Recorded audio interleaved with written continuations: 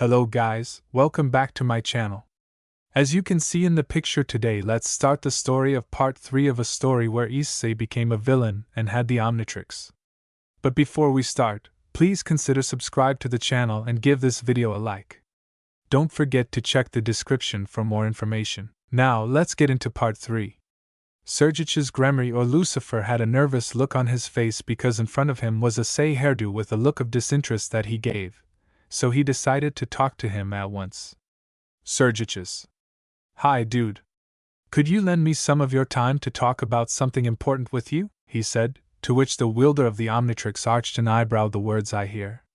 Issei. Lucifer. He said coldly. If it's the same thing, then get straight to the point, he said without giving much importance to the male Lucifer. Sekiryuutei.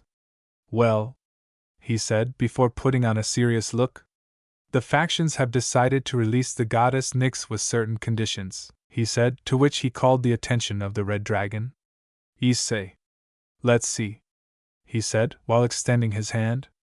You are putting conditions on me just to free her, and who said that I agree with all this? He said coldly. You must be joking, he said mockingly. Sekiryuutei? I'm sorry, Haidu, I'm talking worse than that, he said, to which the wielder of the Omnitrix only stared at him for a few moments before starting to laugh. Issei? While holding his stomach for the laughter, and tears were coming out of his. No, thank you. I don't want anything that comes from people like you, he said, as he recovered from the laughter. Sekiryuutei was incredulous at the Red Dragon's words. He had refused without being able to listen to such conditions. Sekiryuutei. At least listen to the conditions that can be a benefit for you, he tried to say, as he pulled a sealed letter out of a pocket dimension. For some reason this attracted attention, to which he snatched said letter from the hands of the male Lucifer, slowly opened said document with tranquility, which he left still beside the sofa. This caught the attention of the male Lucifer. Issei, let's see what are their agreements, or rather what size will be the trap they are going to try to put on me. Thought with a devilish smile. Slowly he activated the Omnitrix with a look of coldness where he searched with curiosity for the alien who will be perfect to review said agreement. Upon finding the perfect alien, he only set out to select said alien. Ah yes, gray matter, he said calmly, which caught the attention of the male Lucifer of why he chose said alien that looks like Issei's teacher.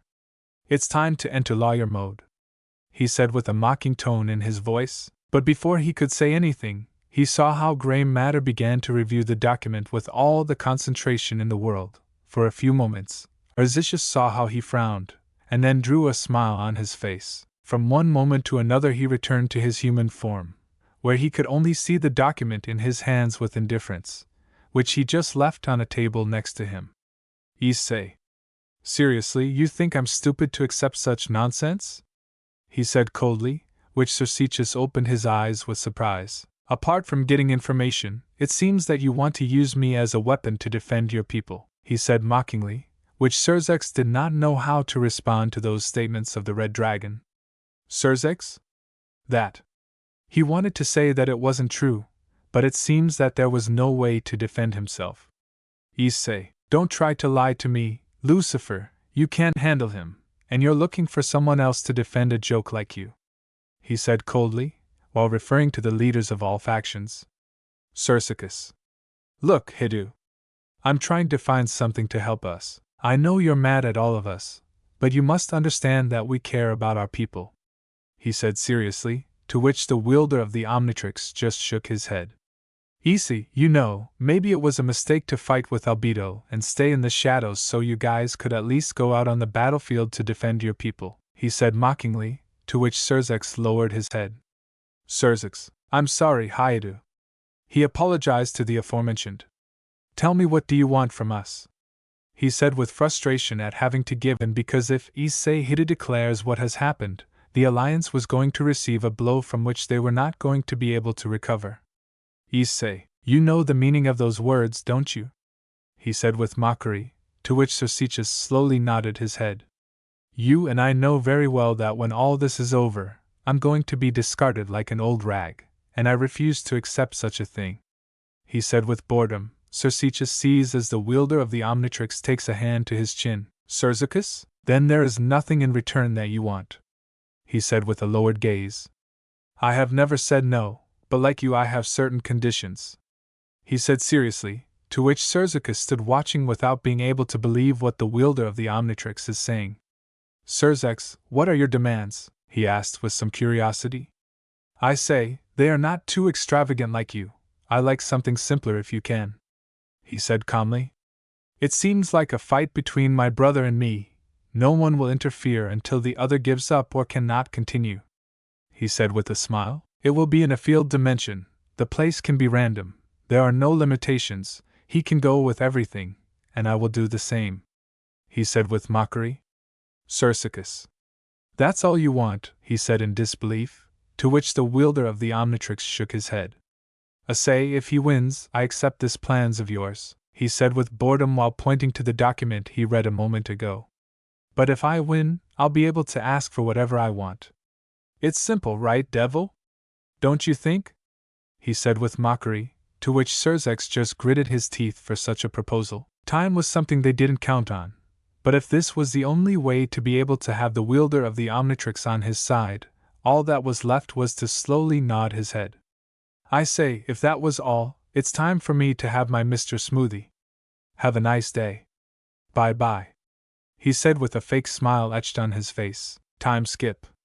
After Sekiryuutei's Lucifer retired, it could be seen that Issei Haida went up to his room with great tranquility, and that he feels a strange sensation when he touches the handle of his door, to which he quickly opened the door, where he saw that the light was off. He slowly closed the door behind him, where a smile was drawn on his face to say a few words. Issei. Your friends are worried about why you don't show up, he said coldly, letting it be seen that a person was behind the red dragon. I don't care about them anymore, master, she said. Miss Elizabeth together with the goddess Artemis and the Valkyrie Gondel fulfilled their mission to open my eyes, she said coldly. Issei. Well, for the moment I want you to continue behaving as you have done before, he said coldly, to which she nodded. You are going to report to me what happened inside the DXD group, he said coldly, as he slowly turned around, just to see Valerie. Lucifer with a serious look on her face, which nodded firmly, she slowly knelt down and extended her hand where a divine dividing gem could be seen. Valerie. It says not that much, but I feel like he would be an excellent offering for you, she said with a lowered gaze. She was nervous that she wouldn't offer something better to her new leader and master. Issei opened his eyes with surprise, who quickly took the gem in her hands. Apparently, Valir Lucifer gave him one of the 2 pieces to improve the Omnitrix. Issei, you've done a good job in offering me this piece, he said with a smile on his face. You'd better back off. He could not finish speaking when he heard some words that caught his attention from his new slave. Valerie? Master, you should accept the engagement contract, she said nervously, which made a vein appear on the wielder of the Omnitrix's forehead. Issei? Explain yourself, he demanded angrily, to which Valerie nervously nodded her head. Valerie? There are people who can be very useful and more so if you opens their eyes like me, she said with a smile, to which the wielder of the Omnitrix raised an eyebrow, not convinced. For example, Astrid, her uncle is a Juka Beelzebub, or Valerie Teeps with the Sephiroth growl. She gave her point of view. Issei. I'm not going to lower myself to be the weapon of some scum like them, he said coldly, to which Valerie timidly nodded her head. Valerie, I am sorry, master, for thinking about such a thing. She is sorry to say such words to her master. Issei. You can leave now, but don't forget that the only one you obey is me, he said before taking Valerie by the chin, who slowly nodded her head. 3 days later, the leaders of the factions had once again met to discuss a particular problem, which was the proposal of the Sekiryuutei, where it seemed an insult that now they are at the hands of the only one who could face Albedo. Bajuka. Then let's accept an all-out fight between the wielders of Crom, Crutch and Dreg, he said without being able to believe it. Zeus, if there is no other, but we must put a condition to limit it, he said seriously. Athena. Father, are you serious? She said seriously and a little guiltily, but it seemed that no one noticed. Zeus. I'm sorry, daughter, but if that's the only way to defeat the Sekiryuutei, we'll have to do it, he said coldly. Odin.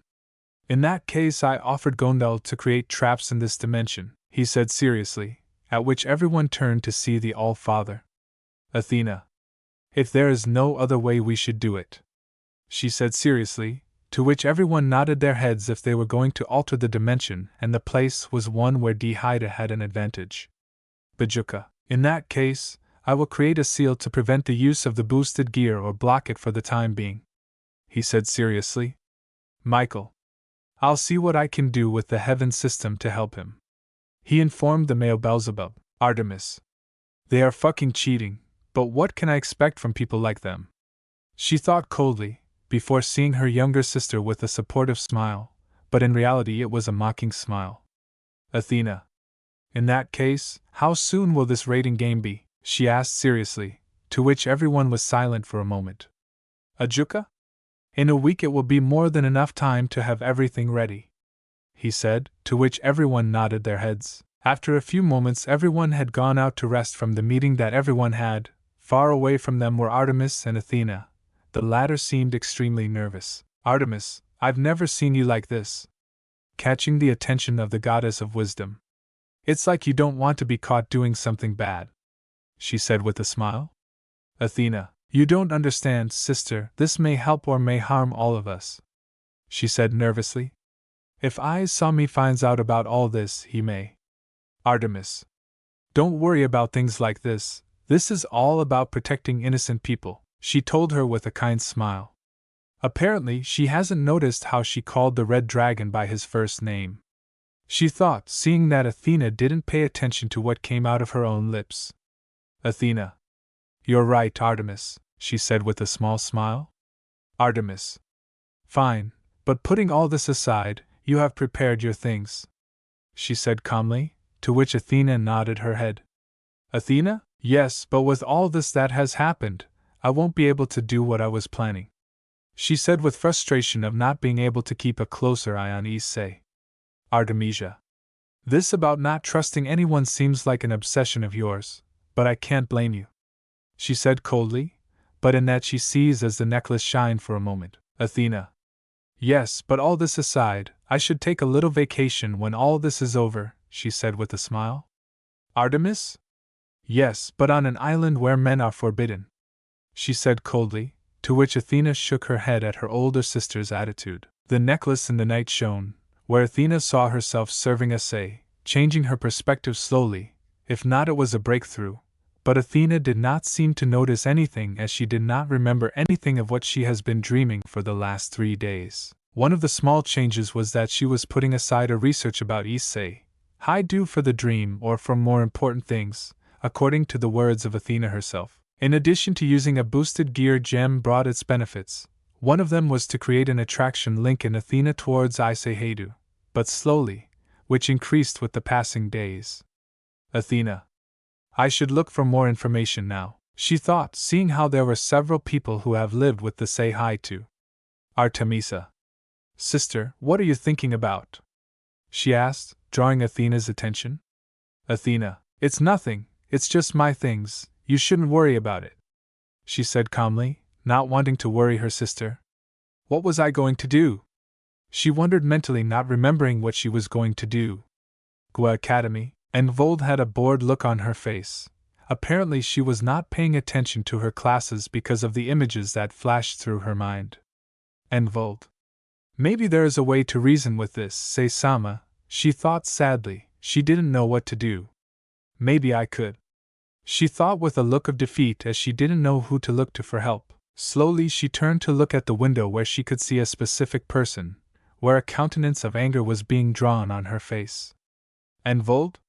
I have to do my best to get away from him, she thought coldly, seeing Haida walking next to Kaneko to the occult club. But I want to see his face when he finds out that I'm not his queen anymore, she thought with a mocking smile on her face.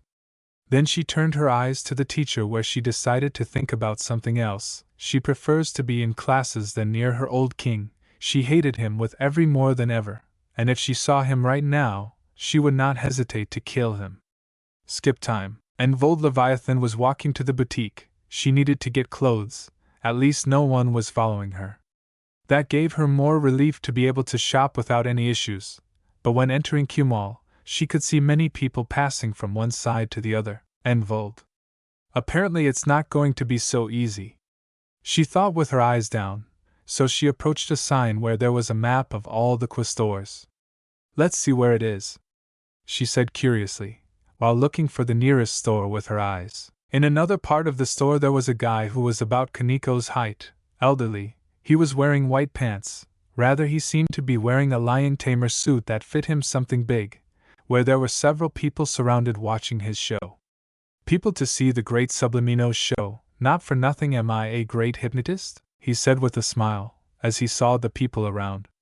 I know many can't believe me, but please a volunteer from the audience pass by, don't be shy, he said with a smile. Many people approached, where seconds later everyone was with a lost look on their face. After a few minutes of finishing with his show, he left them all with a satisfied look on his face. Sublimino. It's a good thing you don't find those plumbers in Japan, he said with satisfaction as he pulled a large bag of money out of his clothes. So you are also here, Sublimino, said one person, to which Sublimino slowly turned behind him only to see Albedo in his Galvan form. Sublimino. What are you doing here? He asked with a little nervous. Albedo. Me just walking around the place, he said, but Sublimino did not believe any word. But leaving aside my beautiful walk, I need you to do me some favors for me, he said with a smile, to which Sublimino was intrigued by said favor. Sublimino? And what is this favor about? He asked seriously, to which Albedo showed in a hologram the image of 3 girls in particular. Albedo. These girls have been a headache to my student, he said coldly. In particular I need you to make them. He began to tell his plan, which subliminally could not help but smile at such an idea. Sublimino. Not for nothing you are an evil genius, he said with a laugh that made Albedo smile. Albedo. Thank you for the compliment, he said calmly. If you can with this mission that I just asked you, he said, to which Sublimino only raised a thumb and signaled to leave it in his hands. Sublimino. All right, I must return to work, but consider the job done, he said calmly. When he left, he stayed for a few moments observing the place, and then also he left, and Vold is seen with some bags in her hands. Shopping distracted her from all the problems she had in mind, but when she was on the escalator, she could observe from a distance a banner of the Sublimino's show. And Vold. A lot of people gather, maybe it's something interesting, she thought for a moment, as she exited the escalators and walked in the direction of the banner. At that moment she could see how someone of Kaniko's same class dressed as a tamer came on stage with a smile on his face. Sublimino. Sorry for the delay, but the great Sublimino has returned from his break, he said with a smile. So now I'm going to choose one of you to pass here in front. I'm looking with my eyes for a person. Slowly Sublimino realized that there were several boys from Qua Academy, so looking for the girls that Albedo ordered him was going to be easier. Sublimino? Let's see whom I can choose from all of you, he said calmly, until he saw one person in particular. He pointed to a guy.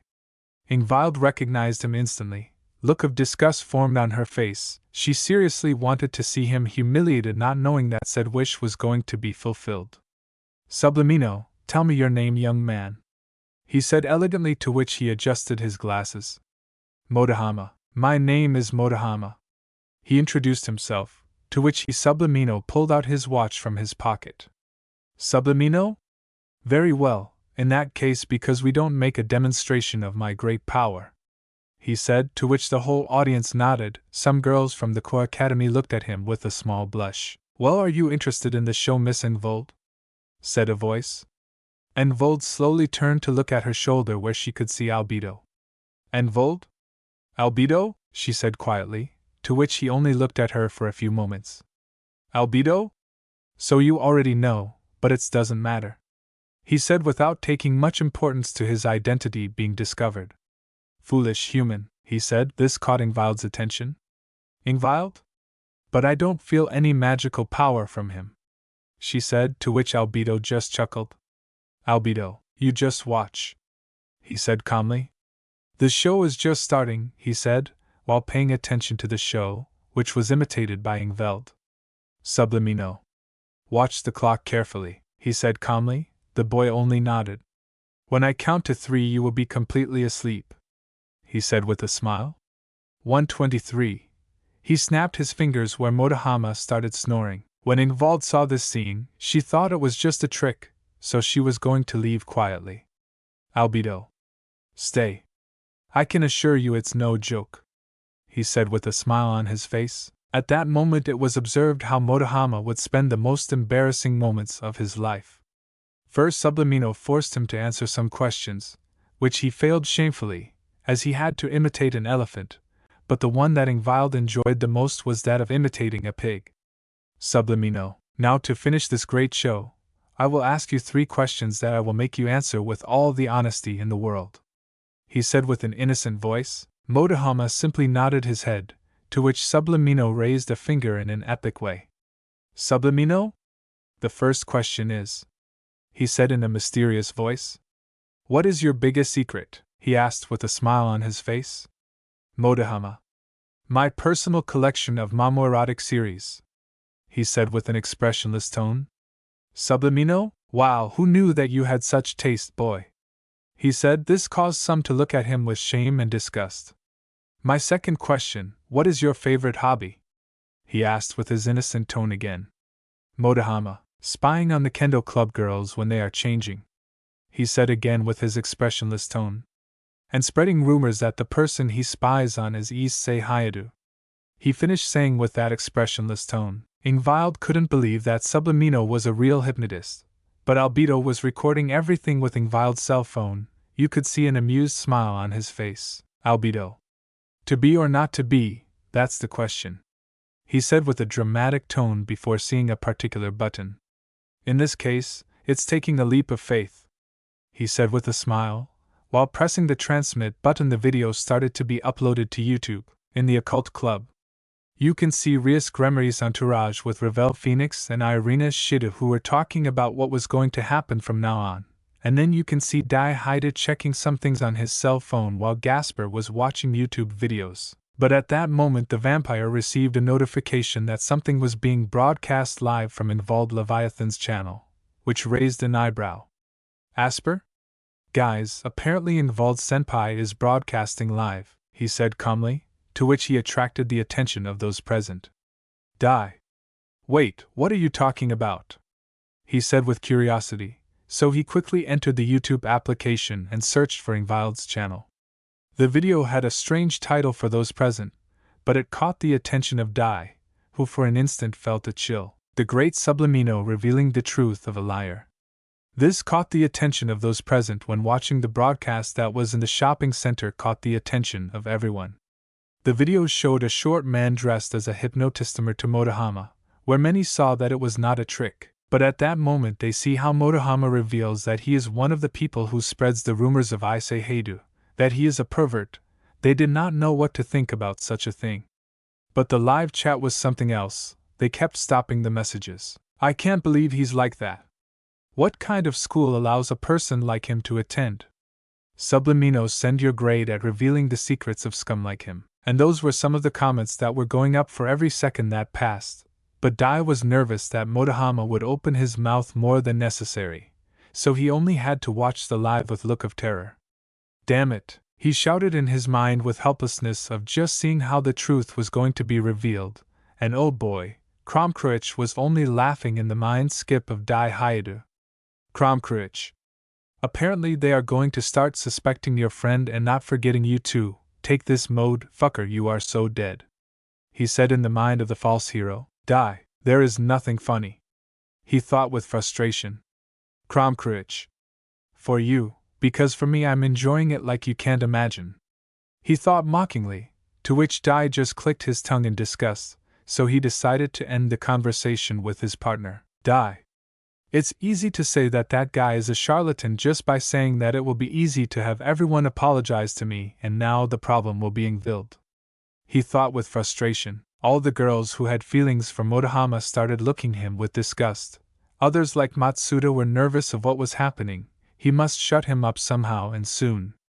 On the outskirts of Kwa, the 2008 Dodge Challenger RT, red with 2 black lines, leaves Kwa at a high speed. The person who was driving the car is none other than Issei. There was a great reason to use that car that was due to go even a specific place. No one noticed that he missed Kwa Academy very often just to go out and drive. At that, he stops abruptly when he reaches the barrier that surrounded Kwa. Only a supernatural being or magician could notice that barrier. The red dragon only watched the road for a few moments. Issei. It's not long before I can leave this place. Just hope leaders that this place will be his own grave, he said coldly, as he gets out of the car. As he imagined, the barrier was modified to know if he was leaving this place. He said with anger, as he felt how the factions were trying to imprison him. He tried 1,000 times not to remember scenes that broke his heart. He never gave them his heart, they stole it from him. Issei. All of you are mine, just wait, piece by piece, he said with a sinister smile.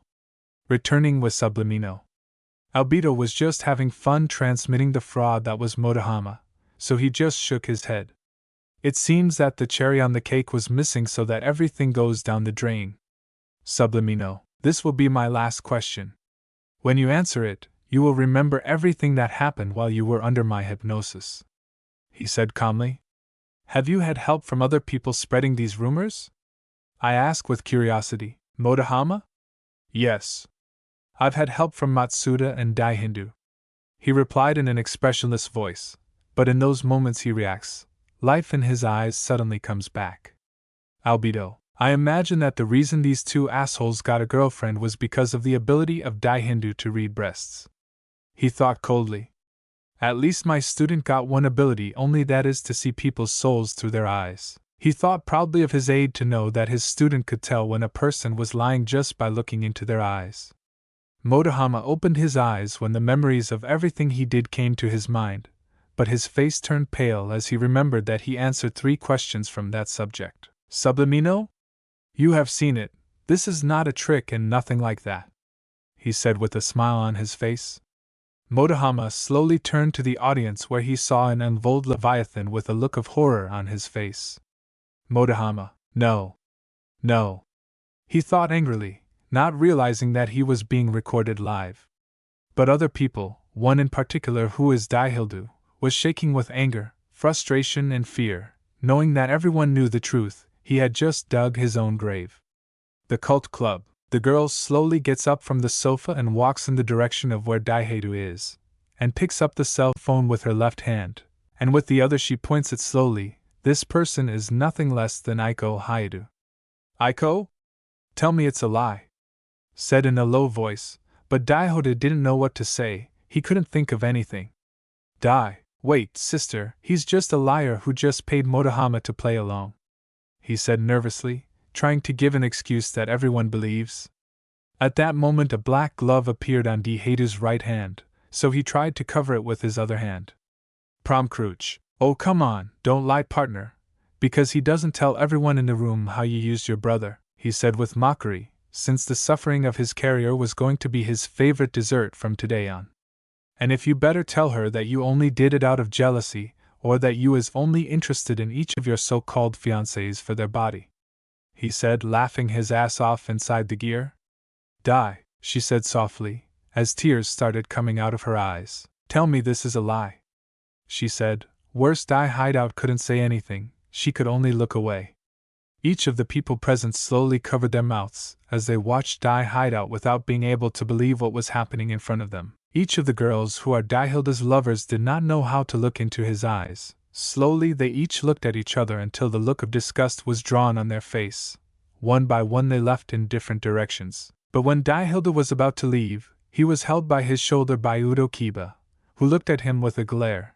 Next to him was Gaspar Vladi and his sister Iko Haidu. Before Dai could say anything, he felt a blow on his balls. He slowly raised his face, only to see his sister Iko with her foot extended, where he realized that the cause was his own sister. 2 days later, the leaders of each mythology that was allied with the factions were paralyzed. Anger was slowly forming on his face until he felt a particular aura, which belonged to Sergix Lucifer. He was not only angry, but also ashamed for having people like Daihidu among his ranks. Zeus, explain now, he said coldly, while pointing to the video that was shown in the form of a hologram. Surgix? Wait, Zeus, I can explain to you what. He could not finish speaking when he saw how Zeus slammed his hand against the table, which turned to dust from that blow. Zeus. Learn the rule of a leader, brat, he said coldly, while raising a finger. Everything happens now is your fault. He finished saying with an angry look on his face. Surgix. I assure you, I knew nothing about this, he said with difficulty, mostly because of the embarrassment he was going through. Zeus. It happened, because if it comes to it, they were able to observe the memories of the pillar of the factions to verify that everything is real and not a lie. He said, to which some looked away. I can blame them, I also fell into this game of a brat with desires to just get laid. He said bitterly. Odin. And now what are we going to do against him, in the upcoming fight? He said, to which more than one opened their eyes when remembering that, to which they all did not know what to say to those words. Seraphil. We would only have to play fair in the fight, since it could be harmful for someone to find out that the fight was just a trap. She said, to which some were considering her words. Shem has I. And I doubt that Dihadu at the level of his brother, he said, to which some thought what Dihadu's true strength was. Serapho, Leviathan, and Surgic as Lucifer were with a look of coldness when remembering how Dihadu faced his ex-queen Ingvald Leviathan, who only smiled at him with mockery. Flashback. The video transmitted live from Ingvald Leviathan's cell phone went viral in a matter of minutes, and it seems that not only did I stop air, it was also transmitted on DeviTube, the platform of the devils. Many refused to believe what they were hearing live in person, and Vold entered the Hyde residence with a look of tranquility, where when passing through the entrance of the room, he could see Dai Hyde some wounds on his body, but apparently he was the only one in the Hida residence apart from her. Ingvild. What's going on? She asked confused, but slowly she sees how Dihida gets up from where he is sitting, only to walk up to be in front of her. You're the one who did this, he said coldly, as he angrily looks at the descendant of Leviathan. And Vold? What are you talking about? I haven't done anything, she defended herself, to which Dai just laughed bitterly. Dai. You don't know, well watch what you've done, he said angrily, while showing her the video he had transmitted, to which Ingvild only looked at the video with neutral look. Ingvild, what's wrong with that? She asked with curiosity. It's just a video, what can be wrong with recording a great show? Said Innocent, to which Dai only pointed her with his right hand. Dai, you slut, you don't understand that you're destroying my image, he said angrily, but at that Ingvild couldn't stand it anymore and slapped him all over his cheek. Ingvild. That was the truth, she said coldly, seemed to Dai, who was holding his left cheek by Ingvild's slap. You thought I wasn't going to find out that it was your brother who saved me and not you, that you only presumed me as a simple object to make you say jealous, she said angrily, as she threw away the shopping bags that she was carrying. I instinctively took a step back. You could see sweat on his face. How did she find out the truth? Those were some of his questions. Ingvild, he loved me, he buried his feelings just to make me happy with a scumbag like you, she said with sadness, which slowly looked at him with anger, hatred, disappointment at herself. I defended you by thinking that he was just jealous, and I almost slapped him. I could now be with him. It's all your fault, she said, tears now coming down from her eyes.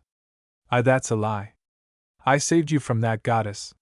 He tried to defend himself, but the look on Ingvald's face told him that she didn't believe what he was saying. Ingvald, you are already dead to me.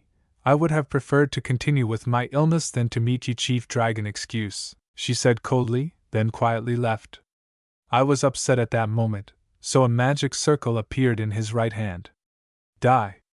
You're going to pay, slut. If I can't have you, then he won't have you, he said madly. Before launching said attack, Ingvald slowly turned around, but the attack was going in her direction. Because of the surprise, she could not create a barrier. She closed her eyes in fear when she saw the attack.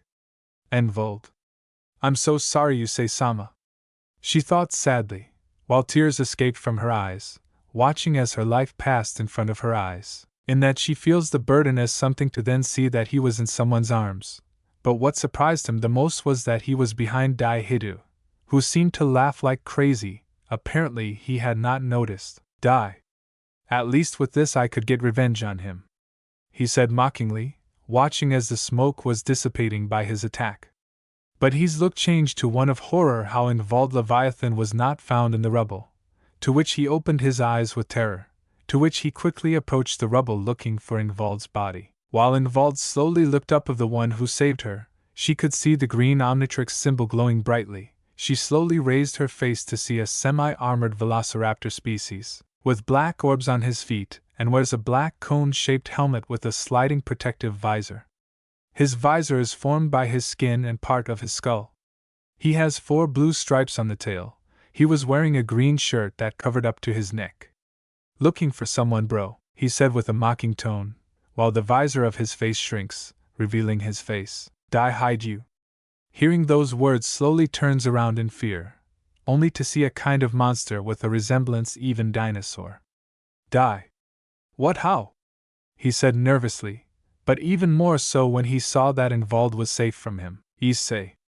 Don't worry, but what I don't understand yet is because you want to attack the queen of your peerage," he said coldly, to which Ingvald clung even more to the red dragon. She didn't want to move away from him. She was afraid that something would happen to him. "Dai. You brainwashed her to turn her against me," he said coldly, to which the red dragon looked at him with boredom look. "Issei. I'm not like you, fucker," he said sarcastically. "I don't need a peerage or to lie for people to see the garbage that you are. Now answer the question," he said, to which Dai took a step back in fear. "Dai. That shouldn't matter to you, after all she belongs to me," he said mockingly, to which the wielder of the Omnitrix puts a look of coldness on his face. "Issei, you wanted to provoke me because you have succeeded, and so that you can see that I am good," he said coldly, as he puts Ingvald from his arms and his visor covered his face again. "I'm going to take you for a ride," he said before taking Dai from the back of his shirt at an incredible speed and leaving the Hyde residence at full speed. Ingvald couldn't believe what was happening. Issei Hyde had saved her again. She felt like a useless being unable to defend herself. Tears of frustration were escaping from her eyes. But this Sekiryuutei, he was running all over Ko while dragging Dai. He didn't care if anyone saw him. He just wanted to freaking destroy him to the point of death. When he saw a concrete wall, he didn't think twice and used Dai's head to wipe the floor with it. "Issei. The popular kid always hits the little one that no one wants," he said angrily, as his speed increased even more. "But I don't accept that ending. I'll let those in your class know that they are just stones in my road," he said with a mocking tone.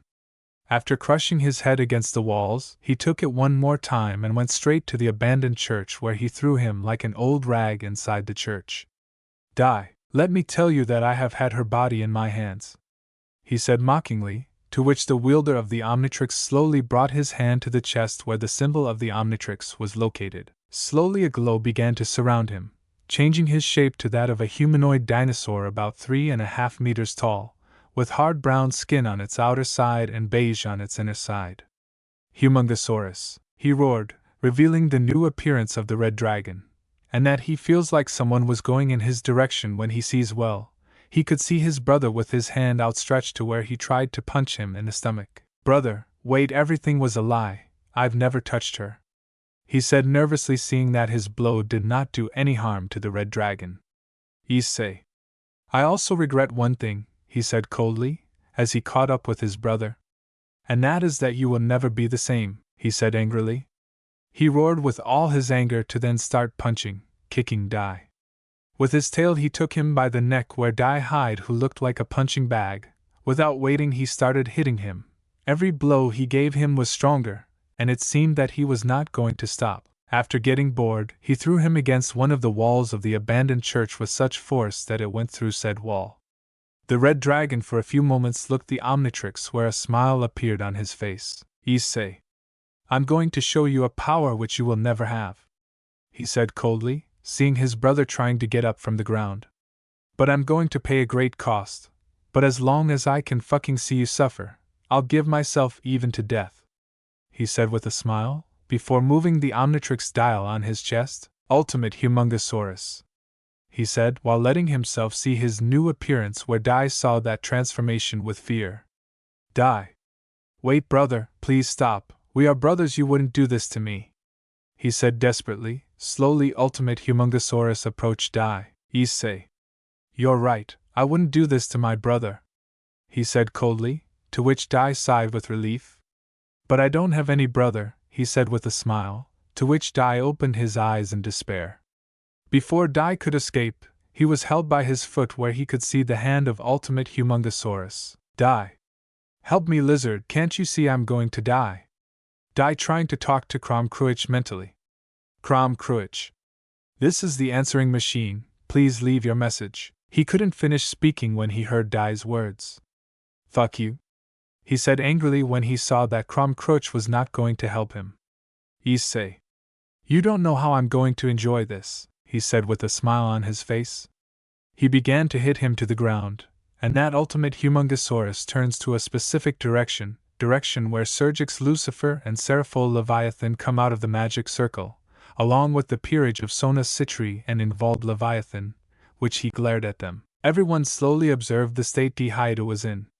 He seemed to be about to lose consciousness, but there was one person who was not interested in Dihaido's state, and that person is Involved Leviathan.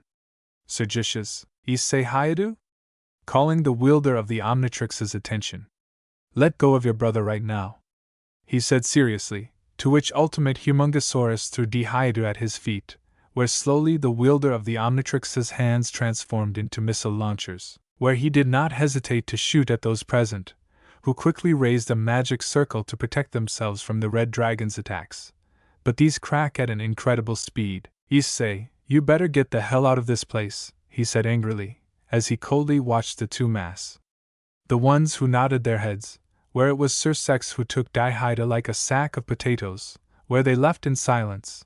But there was one person who quickly left the magic circle. This person is Involved Leviathan. This left the surprised, who could not believe that Involved was going to disobey them in such a way. She was nervous to be alone with Issei Haidu, which a green glow surrounded him to return to his human form.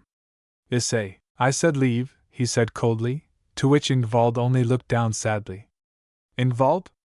Please let me talk to you, she said desperately, but the wielder of the Omnitrix did not pay attention to her words, to which he began to leave in silence, leaving Involved with a word in her mouth.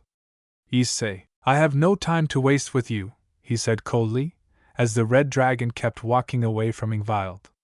Greg. Partner, I'm not the one to get into romantic trouble, but just listen to what she wanted to say, he told him. Issei? No. She said it herself that I'm just a liar, he told Greg in his thought. Greg? I understand. Ingled before she could say anything, the sound of an engine is heard, to which she slowly turned where said sound is coming from, only to see a 2008 Dodge Challenger RT red with two black lines, which passed by him. But he could see in that small moment that there was no one driving that car, to which the wielder of the Omnitrix only looked at her with a serious look. The Dodge Challenger stopped next to the wielder of the Omnitrix, where he turned on the lights for a moment. The wielder of the Omnitrix slowly walked to the driver's door, where he opened it with a look of tranquility. When getting into the car, he put his hands on the steering wheel, where Issei for a moment dropped his head in the center of the steering wheel, where the car horn was located. Ingvild had to cover her ears when she heard the car horn. The wielder of the Omnitrix slowly raised his face where he could see through the rearview mirror Ingvild, who had her eyes down. Issei. Damn it, he said coldly before moving the gear's shift lever. Ingvild could only sadly see Issei inside his car, slowly under his head as he looks at the ground. But at that she hears the sound of the car. Out of simple curiosity she looks up to see the car was in reverse, until it stopped still next to her. The door of the co-pilot opened in front of her. She was incredulous to see that the Red Dragon did not pay much attention to her. She only looked forward with a look of few friends, and said with a curt tone, Issei, what are you waiting for? I asked with a curt tone. I don't have all day. Come up at once or stay there all day, he said, to which Ingvild showed a small smile and got into the car. The co-pilot's door closed. Issei simply pointed to a part of his seat where the seat belt was located, to which she understood immediately and prepared to put on the seat belt. The great silence of the car could be appreciated. The only thing Ingvild could do was to see in front of her, more specifically the road where the Red Dragon was driving. But in that she sees that the Red Dragon passes straight through a street that leads directly to the Hyade residence. She did not understand why the Red Dragon did it. Ingvild? I see you already passed by. She couldn't finish talking. Issei? Not that you wanted to talk, and as far as I can imagine we won't have time if we go to that cursed mansion, he said coldly, to which Ingvild only nodded her head. Slowly Ingvild could appreciate a kind of milkshake establishment where the Red Dragon under the car's speed and slowly parked his car. She did not understand why he chose this place to say, in that she sees how the wielder of the Omnitrix turns off the car engine, just opens the door and gets out of the car with a look of total boredom.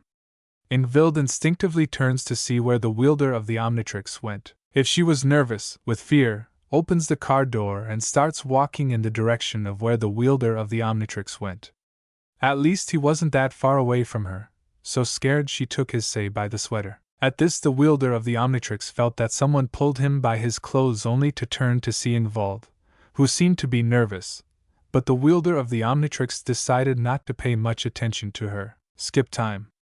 Ingvild was with a bored look on her face, while she watched Issei drinking from his milkshake with a look of disinterest. Issei? You'd better take it, he said with boredom, to which Ingvild looked at him with a sad look on her face.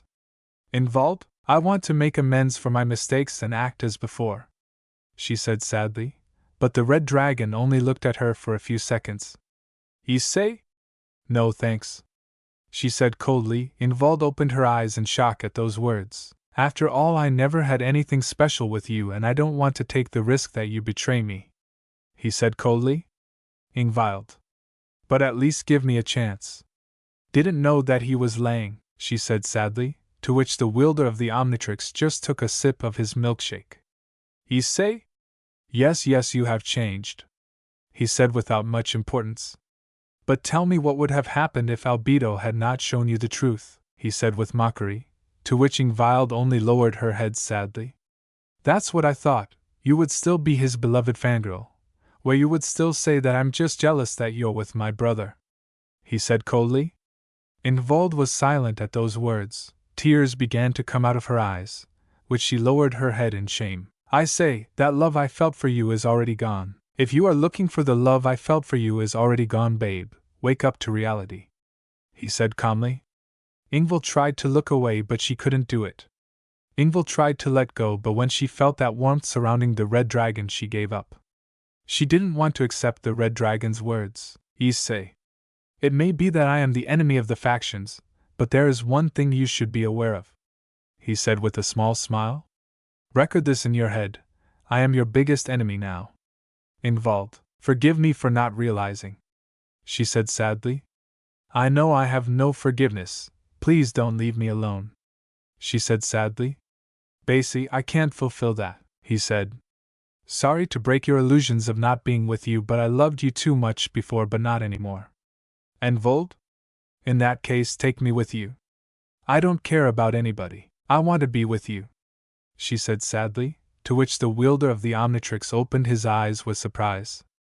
If necessary, that use the mummy to make your servants so as not to take me away from you, she said, afraid to get away from Issei. Issei, sorry, but he could not finish speaking, seeing that Ingvild interrupted him. Ingvild. I can be useful to you, don't forget that my sacred gear is near it, Kiri. They can use me against all dragons. She told the wielder of the Omnitrix that at least he will think about it, and that she can go with him. Issei slowly got up from where he was sitting, angled for no moment, let go of the wielder of the Omnitrix's hand. Slowly the Omnitrix turned to red color. The wielder of the Omnitrix only looked at his right hand with a sigh of what was about to happen. Ingvild took his aide by the wrist, where he slowly activated it and moved the dial to select the alien he was looking for without any doubt, while Issei just watched with curiosity as Ingvild moved his hand slowly until he found the alien he was looking for specifically. He pressed the Omnitrix symbol where the red dragon changed in front of his nose.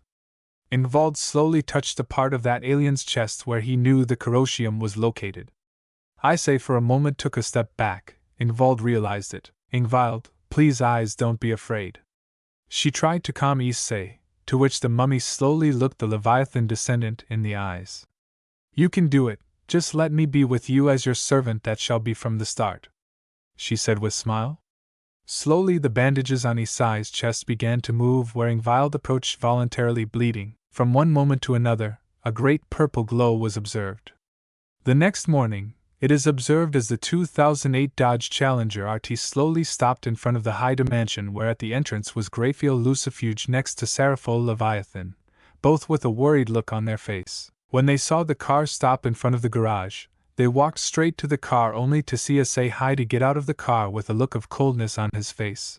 But Sarafol could see in the passenger seat Ingvald sitting with a look of tranquility on her face. The wielder of the Omnitrix only prepared to open the co-pilot's door, letting Ingvald see with that look of tranquility that puzzled Sarafol and Graphia. They quickly recovered from the shock. Sarafol, Ingvald-chan, where have you been? She scolded her about what happened last night when she remembered how Ingvald left the magic circle to be alone with Ease, but this one she didn't pay much attention to. Ingvald. I'm sorry, Sarafol-sama, but I wanted to try to calm down Issei-sama. I'm sorry, which caught the current male Leviathan off guard, in that they see how Issei passed by them without greeting, but before Sarafol could say anything, she saw how Ingvald left with the word in her mouth when she saw her reach Issei. As Issei Haida was entering the residence, he could hear the sound of a vase crashing against the wall where the red dragon raised an eyebrow and approached in silence. Where he could see Ria's Gremory being held by his parents, Miki Haida was hugging Asia Argento. More specifically, she was comforting her. In another part, Verselda Quarto was holding Zenobia. Toji Shuda was hugging his daughter Irina, who was crying her eyes out. Deku was holding Arthur Pendergast so that he wouldn't try to kill Dai Hayadu. Kuroka Hellcat was angrily looking Dai Hydu. The aforementioned was hugging his sister. Riser Phoenix is literally burning up while his parents were comforting his sister Ravel. Surzikus, you know the problems that caused your lies, Dai Hydu, he said to the mentioned, who has a black eye. But this one didn't say anything. He just put a look of annoyance on his face as he was scolded by the male Lucifer as if it were a small child. Die. For them to complain, they are just the achievements of a useless, he said furiously, not noticing that his brother was in the same room as him. Griselda. The same person who is the real hero and not a little boy with delusions of grandeur, she said sarcastically, to which Dai turned to her with a murderous look. Dai. You'd better shut up. Don't forget that I'm the. He could not finish speaking, being interrupted by Sergiches. Sergiches? Rather, you were the pillar of the factions, he said coldly, that with his eyes open to Dai Hayadu. Dai. Wait, you can't do this, he said in disbelief, as something that rightfully belongs to him was being taken from him. Sergiches? Well, I already did it, he said with mockery, to which Dai gritted his teeth for listening to those words. Besides, your titles as a high-class devil will be revoked, and you will be a low-class devil again, where your engagements with each of your fiancées will be cancelled. He told him without accepting any complaint from Dai Hayadu. Dai, you can't do this to me, you need me to beat Albedo, he said arrogantly. Well, they don't need you because we always lose, the only one who can deal with it is Issei-sama, she said angrily, to which everyone slowly turned around only to see Ingvald giving a cold look to her ex-king. Apparently she was not alone. Next to her was Issei Haida, who gave each present a mocking look which annoyed some, others felt embarrassed. Dai, stay away from her, you are my queen and your place is next to me, he said angrily, but Ingvald slowly walked up to face him. No one could believe that she had paid attention to him. Dai smiled arrogantly, but some saw in slow motion how Ingvald lifted her foot and directed a kick to Dai in his balls. I opened his eyes as tears came out of his eyes. He could not believe that Ingvald kicked him, enraged, acted the punishment of the peace on Ingvald, but he realized that nothing was happening. Ingvald, consider this my resignation letter, she said coldly. As your queen, and thank you, ma'am Lucifer, for breaking my engagement with this scum, she said. Before turning around she directed a cold look at Dai. And Dai Hairdo, from now on I am Lady Leviathan for you, she said before leaving the room. As she was leaving, A piece flew straight to Dai Hideout's head where a bump appeared on his head. Ingviled. I'll give you back your piece, she said, as she whips the door behind her. Dai. Why you? Without me those old devils are going to use you as a breeding stock, he said with mockery, to which the girls who were from the side of the demons opened their eyes in terror. Issei. I doubt it, bro, he said, Dai seeing his brother in front of him. He did not know how to react now she is under the protection of the Red Dragon Emperor. He said with mockery, which surprised those present to hear those words. Dai. Wait, you can't steal her from me, he said with fear, to which the wielder of the Omnitrix just punched Dai on the face. Issei. Ah, when your gaze changes from hope to despair, it's a real pleasure for me, he said with a look empty of emotions. Enjoy your new life, little brother, he said calmly, before giving him another punch that sent him flying, literally. End of flashback. Albedo had a look of boredom while watching the Omnitrix on Issei's wrist. He just shakes his head at the silly thing he did for wanting to defend Envold Leviathan. Albedo, the Omnitrix is suspended because of you. Apparently it needs an update because of the stupid thing you did, he said angrily, while walking back and forth. I told you that the ultimate mode without the two catalysts was a double-edged sword. At least you didn't get stuck in that way until the Omnitrix is updated, he said angrily.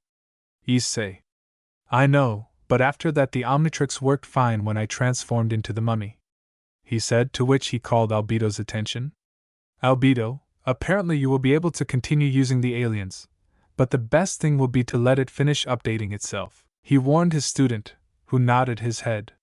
Watch this idiot not to do something stupid again, he said to a silver-haired girl, who only nodded her head. Issei. Apparently you don't trust me much, he said sarcastically, but he only looked at him with sigh. Albedo? I trust you, but I know you well enough to know that when you come up with an idea, you carry it out regardless of the consequences, he said seriously, to which the white-haired girl nodded her head. In that case, Lucifer girl, watch him not to do something stupid, he said, and then left the room. Valerie. Lucifer just remained silent while watching you say hi to who was with a bored look on his face. He slowly gets up from his seat and walks to his bed. Wherever he is, he drops into it. Valerie. Master, apparently the faction leaders are being very secretive about your fight with your brother, she said, to which the wielder of the Omnitrix raises an eyebrow and turns to look at Valerie. According to Artemis, they are planning to get you loose, she said, to which the wielder of the Omnitrix let out a laugh at those words. I say, plain dirty, if they are desperate for me to help them, he said with mockery, to which Valerie looked at her master for a few moments before approaching him. Valerie. Also that they tried to put conditions on you, mostly to have a miserable chance of wanting to beat you, she said coldly. They are idiots to think that they could beat you, she said with mockery, to which the wielder of the Omnitrix laughed between his teeth. Issei, I already want to see the faces of your friends seeing your new personality, he said with mockery. Slowly Valerie sat down next to Issei. If I order to kill any of them, will you do that? He said with curiosity. Valerie? Of course, Isama. After all, I am one of his most faithful servants, she said with a smile. Issei just sat down on the edge of his bed and I extended his hand to Valerie's cheek where he started fondling her. Valerie Lucifer is a young and thin woman. She has a normal height. She has long, straight, white hair, which becomes slightly wavy at the tips. She also has a ponytail up and ties the hair that covers her forehead. Her hair seems to have adapted to her. This is noticeable with the hair on her forehead that is left pointing up even when it is not tied up. She has big blue eyes and a curvy body, and she also has big breasts. In the kitchen you can see Tsubaki Shinra, who supervises Ryakusuka and Momo Hanakai, who are preparing some breakfast. They were mainly helping the entourage of Rias Gremry, Irina Shudu and Ravel Phoenix. Tsubaki. Things have become complicated between the factions, she said heavily, remembering the mood of Ria's entourage. Ria? Yes, but especially tomorrow, what kind of consequences will there be in the academy? She said, remembering that there was still more to come. Momo? Don't remind me, it will be a big headache, she said coldly, to which more than one agreed with those words. At that the door is opened by none other than Asia Argento. Both Tsubaki, Ria and Momo approach her to try to desist from letting them prepare breakfast. More specifically Ria and Momo. Slowly from one of the ventilation tubes it could be observed as a kind of purple haze came out of it, which was positioned above the four girls. Asia. Girls, let me take care of preparing breakfast, she said with a lowered gaze, to which the girls of the Citri entourage were going to protest. The door was slowly closing, not knowing what was about to happen or rather what was happening in the kitchen. Finally the door slammed shut without anyone noticing. In the hall of the HYDU residence, all of Dai Hayate's ex-lovers except Evil Leviathan had a look full of sadness on their faces, while the mention was with a look full of anger when remembering the Kick King Volume 5 Leviathan gave him. Prom Kruik. What's up, partner? How is the offspring? He asked mockingly, only gaining a look of annoyance from Dai Hayato. Oh, that's why you're not going to have a lover anymore. Wait a minute. You don't have a lover anymore. Man, this is awesome. Rias, Hayato, you have to hand out pamphlets tonight, she mentioned to him coldly. As she sat down to breakfast, Dee gritted his teeth as he remembered that he belonged to the Gremory entourage again. Dee didn't reply, he just got up from the table with an angry look. A job of that level was not for him, there was no way to do such a shameful job again, he was a high-class devil. Piniko. Disgusting senpai, she said with an expressionless tone. Hiroka just gave him a look to stay away from me. Everyone in the room was in a mess, all in front of Sona Citri and her entourage. Apparently the only one who got out of the mess was Sagi Genshiro for being a close friend of Daiherdu. Sona, apparently everything is in chaos, she thought, seeing her friend Rias avoid talking about Daiherdu. Rias? Sona, it's true that you are going to leave from the DXD group, she said curiously. It's about what happened with Lord Citri, she said with an intrigued look. Before she could have another thought, she could see Tsubaki Shinra along with Momo Hanakai and Ryako Saka bringing breakfast along with Argento Asia, who greatly surprised Sona by the look she had on her face. Sona. Is everything okay? She asked with curiosity, to which she replies as his queen. Tsubaki. Yes, Sona, everything is in perfect condition, she told her with her serious countenance, but Sona did not pay attention that a look of annoyance appeared on Tsubaki's face for a few moments. Slowly Momo Hanakai as Ryako Saka started serving breakfast, but they served it reluctantly. But when it was their turn to serve her breakfast between them, they did it in a friendly way. Even with Asia Argento, they served her breakfast willingly. This was seen by Albedo, who seemed confused by the attitude of the four girls. Then he was going to investigate what was going on. He had more important things to do. Albedo. The next phase of my plan is ready, but as one of the main authors, it is my duty to witness such a masterpiece, he thought proudly, as he followed straight to the door. In the underworld, the leaders of the factions were in great trouble because of what happened with the Hayato. This made the image of the alliance look publicly weak. People felt insecure about them. Sergiches. It only remains for us to trust him, he said seriously, to which many could not believe the words that came from the lips of the male Lucifer. Ijuka. So it only remains to train Diheidu to face his brother, he said. Some disagreed, but they had no other. Artemis looked at everything with an admiring coldness on her face. On the other hand, Athena just shook her head that the brother of the ancient pillar of the factions was just one lie among many. Cercicus. There is only one way he can defeat his brother, and that is for Dai Hayato to absorb the king piece, he said seriously, to which he caught everyone off guard. Artemisia did not expect such news, but slowly a smile was drawn on her face, to which she quickly had to put on a cold countenance and play along that she did not agree. Artemisa, are you sure? He said with disbelief and anger, to which he attracted the attention of those present. It also gonna gave him the opportunity to stab us in the back, she said with anger, to which many agreed with Artemis's words. Ijuka. That's why we will put a seal to deactivate the piece in case any problems happen, he said seriously, to which many were unsure by those words. While everyone was contributing ways to make the fight go in their favor, someone seemed to fight with their own thoughts. This person was none other than Athena. Athena. Everything will be fine, this is against him, She thought with some difficulty, saving people at the cost of a person's freedom. She thought sadly, but quickly shook her head at what happened.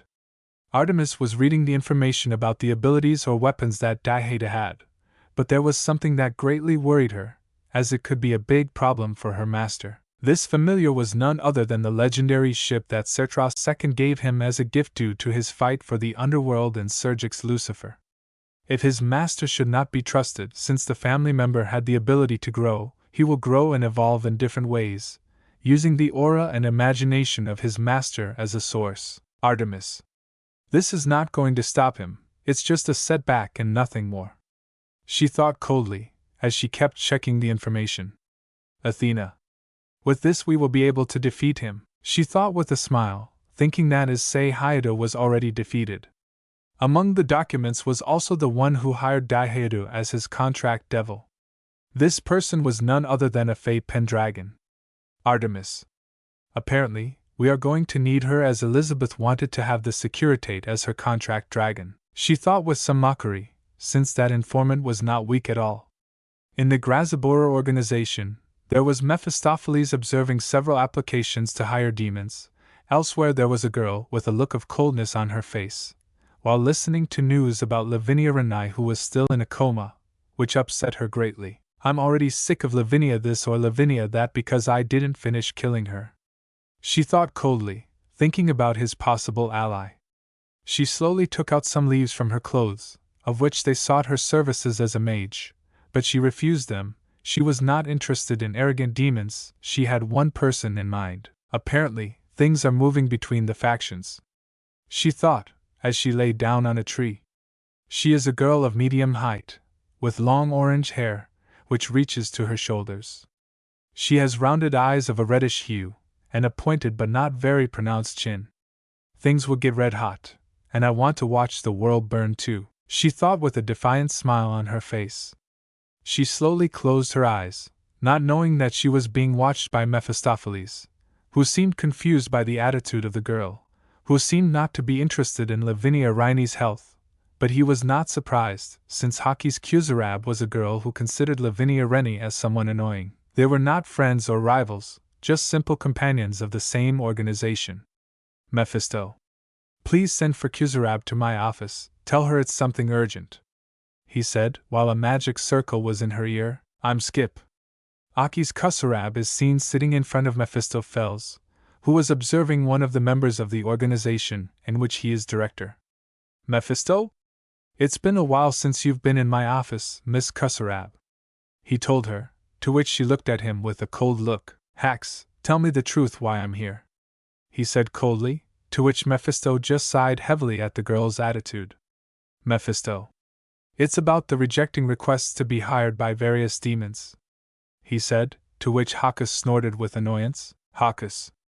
If there is no one to get my attention, besides the one who should send the request is me and not them, she said with annoyance, to which Mephisto just shook his head. Mephisto.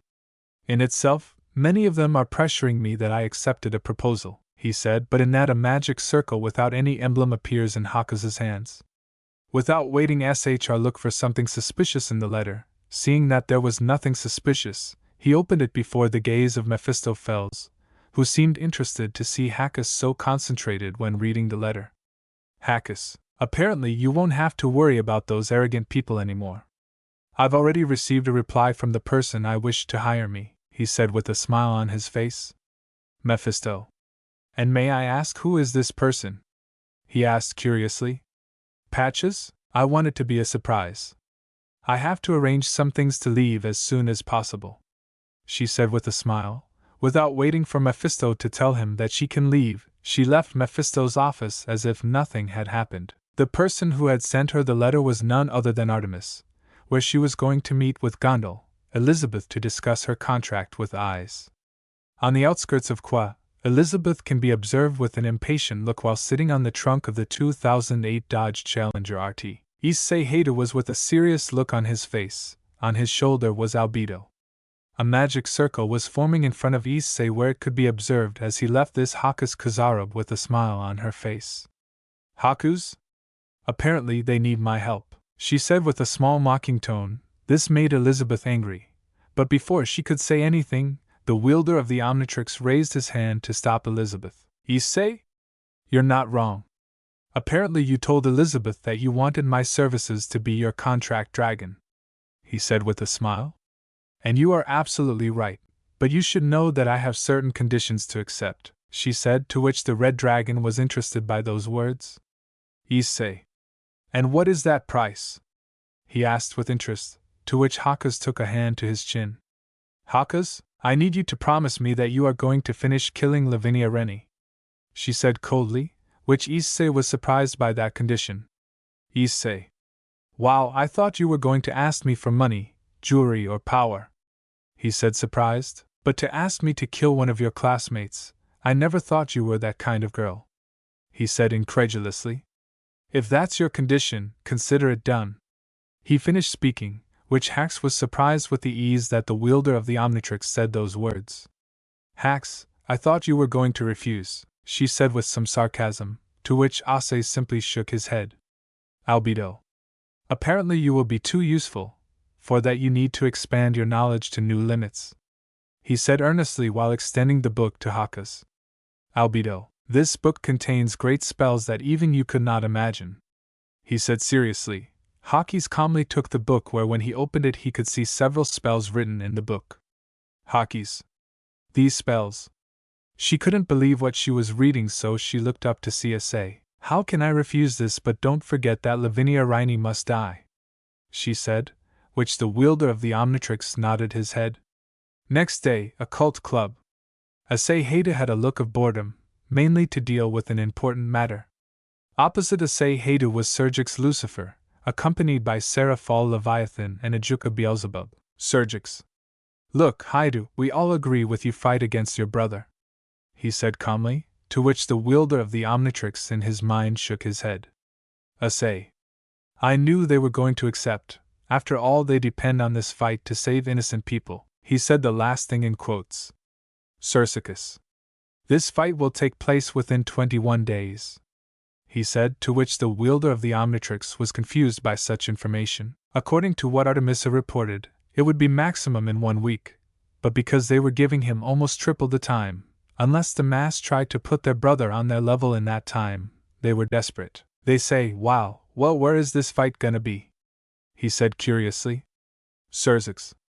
In the underworld, mainly in Ajuka Stadium, he said, to which the wielder of the Omnitrix knew they wanted to make it big, and he wasn't wrong. Issei. Wow, he said with surprise, or that's what the mask thought. So the replica of the arena will be a mystery to me, brother, as well as to me, he said innocently. Seraphil. That's right, she said, but for a few seconds Essiel looked away. Essiel.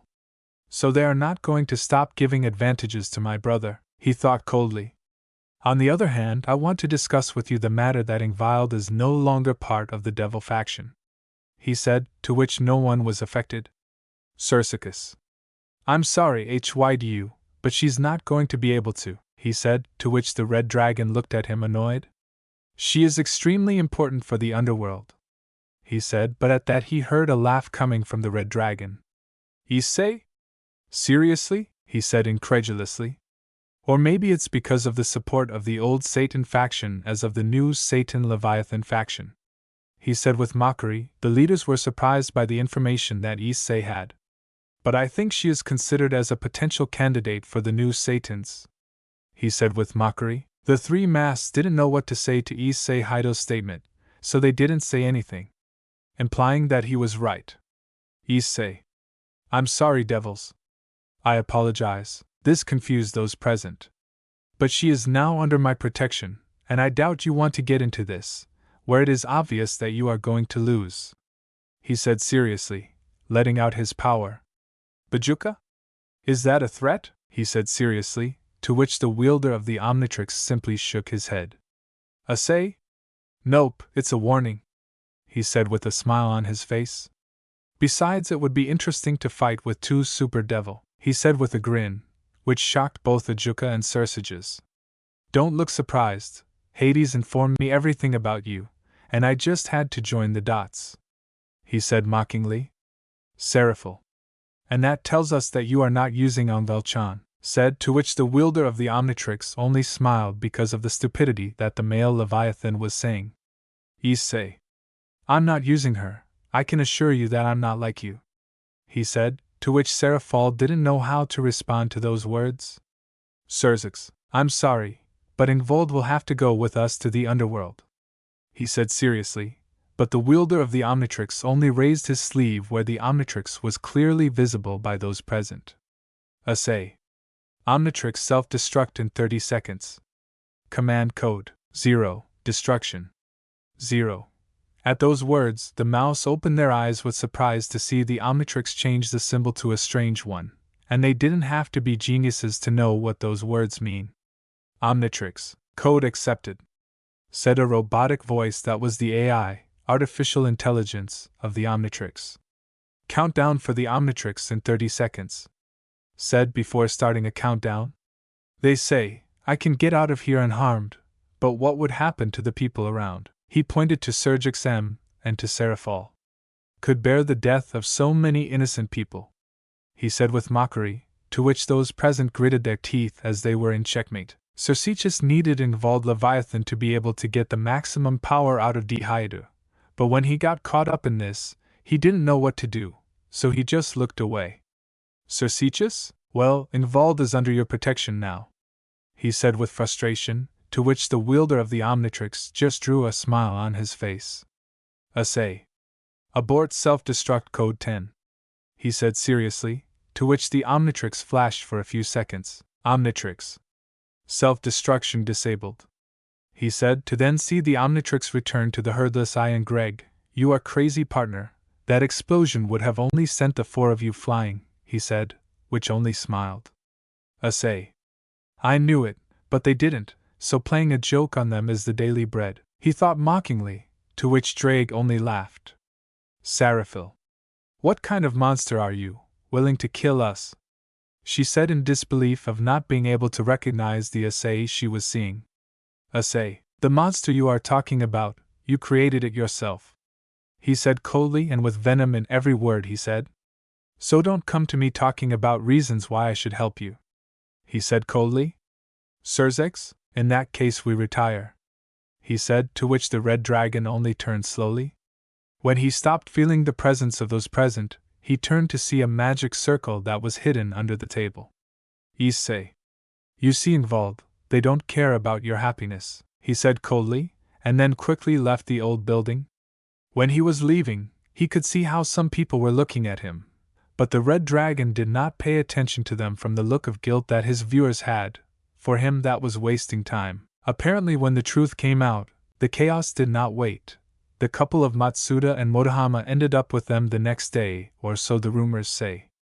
Apparently, Matsuda was taken out of school to send him still boarding school out of the country. With Motohama he was humiliated in the worst way. Apparently he was dating another girl. Girls like Kaori Murayama and Yui Katas will not be able to compete in tournaments that have to do with kendo again. He couldn't believe that girls like them will use drugs to be able to excel.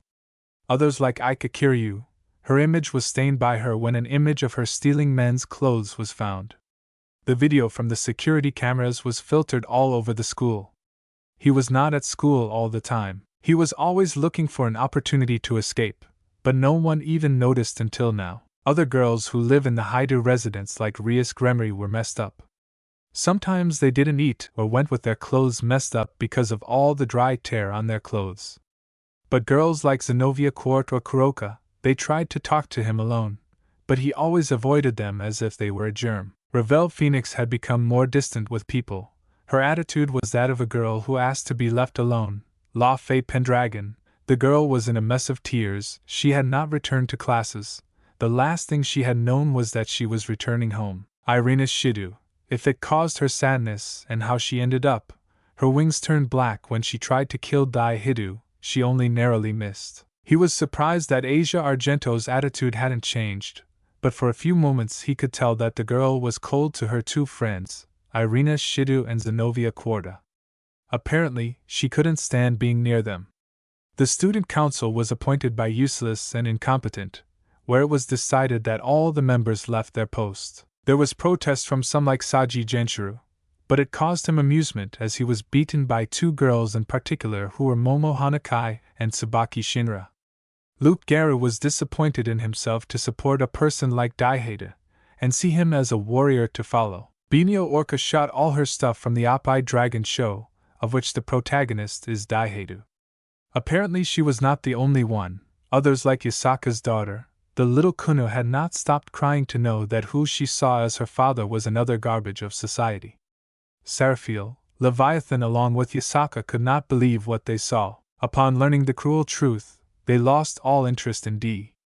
It made him laugh how they literally sent him flying. Others like Venlana Gremory was disgusted with the person who at that time was her daughter's lover, so she had to be stopped by her husband from not wanting to castrate Dai. But it is no longer necessary after all that Ingvile did it, and without anesthesia. The alliance of the factions now depended on a very thin thread, just one more attack, and all the peace was going to go down the drain. Who would be able to provoke that problem since there was a protest of people asking for the exile of his brother? Finally, his sister was being investigated of yes, she was not an accomplice of her brother, but in the end it turned out that she had nothing to do, but people didn't trust her much because she was Dai Haidu's sister. Finally, he came to a blind spot of the academy where he did not hesitate to leave the school if he did not want to be next to hypocrites. On leaving, he could see several people at the entrance of the academy where he left while whistling. After all, he did nothing wrong. I observe out of curiosity the Omnitrix where he could see that it was being recalibrated. It seems that the consequence of using the incomplete ultimate mode caused great damage to the Omnitrix that needed to be restarted and updated. Albedo warned him, but the adrenaline for fighting with someone was greater if he needed to get the king piece. At the moment he could not count on the Omnitrix. Apparently the Grazabora organization was in serious trouble because Ika Kiryu was part of that organization, but apparently that problem could be solved. Although the cost of solving that problem was too drastic since Ika was one of Dai Hayata's women, the only way was that Ika Kiryu was fired. This made that Grossober was not frowned upon, or that's what Haku's Kyuzurub says, who was laughing at the fate of one of Lavinia Renai's friends. Meanwhile, Albedo and Sublimino were sitting on top of the sign that had a view of the whole quo where it could be seen that Albedo is eating potatoes while Sublimino was with a beer in hand. Sublimino? You went too far in exposing those girls, he said with an innocent tone. Who would say that the great Albedo cares about people? He said with mockery. Albedo? I'm not the same as before. I did it especially so that no one has to go through what Issei went through, he said calmly, before putting a potato in his mouth. We still need to know how far he has come, but I'll just say that this copy of the Omnitrix will be able to compete against the original with the right carrier, he said calmly. Sublimino? And why even look for a successor? I asked with curiosity. Albedo. And you're asking me that? That's funny, he said with a smile.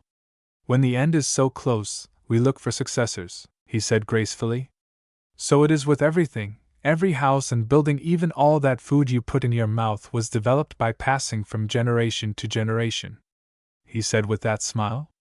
I'm just trying to do the same as the rest of the world does, he finished saying with an expression of conviction. Sublimino was silent before those words. Apparently a new enemy for plumbers is going to be born. One which no one was going to be able to stop for anything in the universe.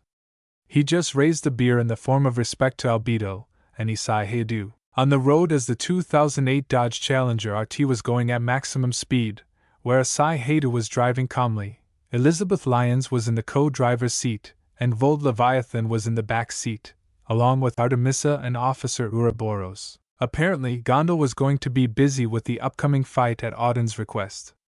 All shook their heads. Others like Valerie Lucifer could not go with him so as not to arouse suspicion. As for Artemis, no one suspects her since she is mainly seen traveling around the world.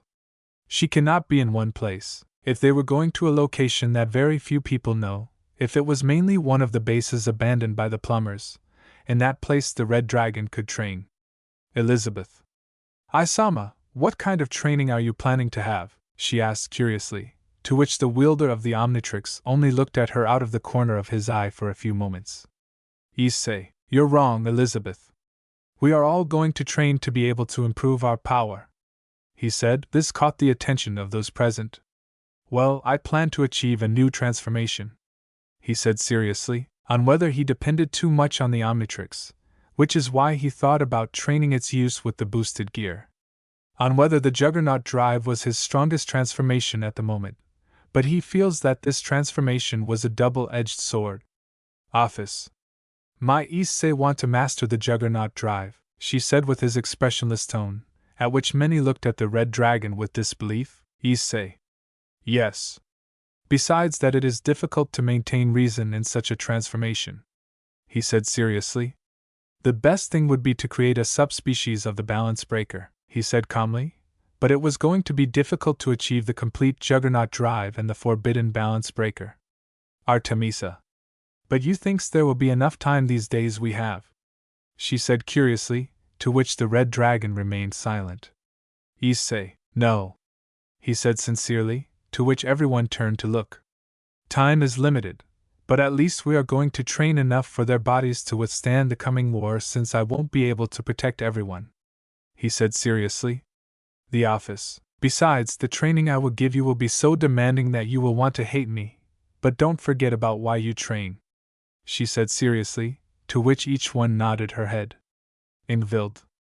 And if I want to be more useful, he specialized me more in long-distance combat.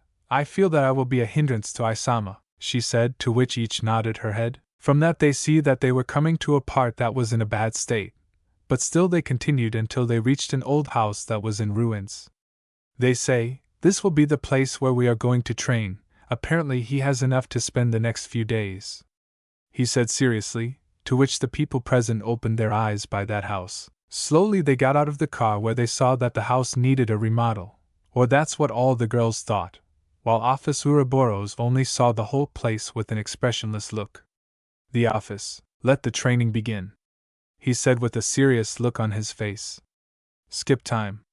Since they arrived, Office Ouroboros put each one in different training, and if Artemis was going to help them improve in the use of weapons, where Office mentioned that this was going to be useful for Elizabeth. The office, although this weekend, was still superior to those present, she told them that flying should be something natural in Envold, Leviathan and Elizabeth Lyons, where she unleashed gusts of wind that they had to endure each one not to fly out, while Lyciel should fly through them as if it were the most normal thing. Elizabeth's light spears were too weak to be able to attack at close range, so together with Artemis for her to see the deficiency in only launching attacks without measuring the consequences. Elise Haida had to meditate to get into the depths of the boosted gear where the souls of the previous carriers reside in the morning. Artemis received news from Athena where she reported the progress of the factions with the training of Diheidu, but it seems that his training was somewhat efficient, making it clear that they were underestimating their master. It was a pity that Athena was giving the information to a traitor of the factions. It seems that the corruption in Athena was progressing correctly. She knew that once the corruption is complete, it only takes a little push for her to see that following Issei is the best thing that can happen to her. After a few days, Hachi's Kusarab joined the training where he slowly trained the magic of the book in addition to physical training so as not to always depend on his magic. She did not want to make the mistakes of some demons who believed themselves superior because of their magic. Since this was only the basic training to prepare the body of Ingvald Leviathan, Elizabeth Lyons and Haku's Kusarab, since it became strange to them that the real training for them was inside a sphere. They say, the gravity at which they are going to train each one will be different mainly because of their current limits of each one, he said. This caught the attention of those present. First we start with Haka's. You will be at a gravity 4 times higher than that of the Earth, he said seriously, without accepting claims from the girl. Then he gave each one the gravity to which their bodies were going to be subjected, while Elizabeth was at a gravity 8 times higher than that of the Earth. With Envold Leviathan, it would be at a gravity 15 times higher than the Earth, while Artemis, along with Issei, her body was subjected to a gravity 30 times higher than the Earth, where the red dragon had a little trouble standing up. With Artemis herself, she realized that gravity made her lose a great speed. The training was from lifting weights to dodging laser beams, which forced them to give everything of them. With Issei himself, could barely keep up with Artemisia without the balance breaker or with some increase. This as long as Artemisia was not serious. The office trained in the gravity machine with a gravity 50 times higher than that of the Earth, mainly to try to recover the power that was stolen from her if her clone Lilith was hidden, mainly so that the factions do not think about using her as she was used by Clippeth.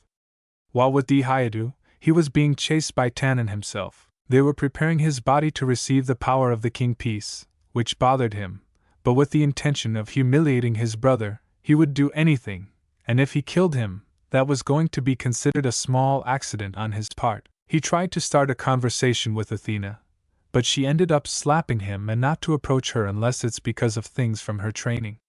Zeus taught him the basics in thunder magic, but apparently his attacks were too simple, and if each leader taught him the basics, but the one who had it most difficult was Ajuka Beelzebub when he wanted to teach him strategy since he doubted that Fabian would teach him in that field, but it seemed that his tactics were too deficient. While Lisset was throwing punches in the air while increasing the speed of his punches, Dee was complaining about his training. While Elizabeth was fighting with Ingvild, where the latter was dodging her light attacks, apparently Elizabeth's training with Artemis took effect. Ingvild. Perhaps it seems that now you can control the power of light to your liking, Elizabeth, she said, as she saw the aforementioned with her 2 pairs of wings on her back. Apparently, the corruption in Elizabeth prevented her from getting more wings. Apparently, Elizabeth could be underestimated by her rival, but that was going to cost them dearly, whoever decides to face her. Ingvild decided that she was going to choose to reach the power of a super devil in a different way. Maybe she wasn't born with that potential, but maybe she could reach that form by training. Her magic core seemed to grow with each day that she forced her core to go to its limit. The book that was given to Haka's Kusarab contained ice spells that would make Seraphol Leviathans as a basic spell, but apparently such attacks required an enormous amount of magic, and who better to learn such magic than Invold Leviathan? Besides teaching them spells of other elements, the most useful would be the electric-type attacks or learning poison magic to make their water spells toxic. Currently it's been about 14 days, it was 7 days until the big event, but currently Issei was meditating while in front of him was Office Ouroboros floating around him. The office. Apparently your power has increased greatly, but that little push is missing to release a part of your true power, she said coldly, before seeing that the red dragon was still meditating. Issei. I know, but apparently it's not that easy if getting inside the boosted gear is easy. The complicated thing is talking to the previous hosts, he said with his eyes closed since only 2 carriers refused to help the wielder of the Omnitrix mainly because of the path he took. The first is Alsha is a beautiful woman with long wavy blonde hair which is decorated with an accessory on the head and light green eyes. She's wearing a light purple dress. The second is Belzerd is a handsome and muscular man with green hair and pink eyes. He is dressed fashionably as he wears a black noble uniform that has a red cape attached, and if they refused to talk to him, so Drake told him that they were both holding back their potential, there was only one way to do this, and that was to break their own limits. If they had the key, then he was going to create his own entrance to his potential. If he was going to break the rules that Albedo established for him, then he was going to do it, so he opened his eyes with a determined look. This caught the attention of those present, slowly directed his hand to the Omnitrix, which was in a kind of update. Knowing what his master was going to do, they quickly addressed him, but Office prevented them from passing for some reason. Issei. Ultra mode negative, he said in an electronic voice, where he did not make himself wait for what he was going to do. He entered the Omnitrix, but it was not like that.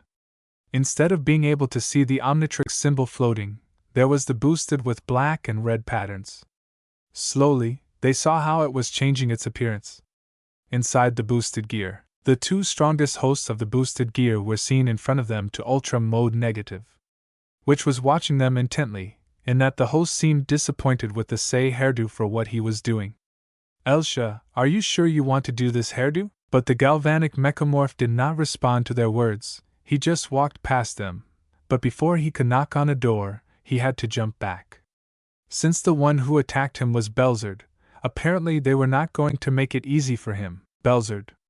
Apparently you don't intend to reflect on the path you're taking, he said seriously, but the wielder of the Omnitrix slowly turned the dial of the Omnitrix. Diamond Head, he said calmly. Both Elsha and Belzerd were on guard. It was going to be difficult to fight him.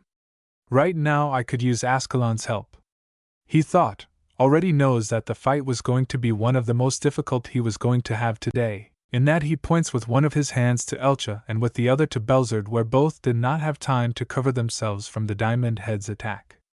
Issei, out of my way, he said coldly. Ilsha and Belzerd were on the defensive, so they both looked at each other, whereupon 2 magic attacks went in the direction of the red dragon.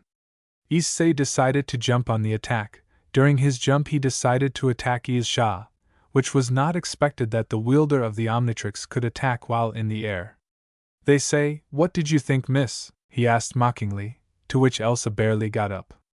"Elzerd, you better not let your guard down, kid," he said seriously, before appearing in front of the red dragon, which opened his eyes with surprise. Apparently Belzerd tried to punch him, but Diamond Head turned on the ground until he turned his hand into a diamond sword and stabbed it into the ground. "I say, thanks for the lesson," as he slowly gets up from the floor. Now he really needed to end this.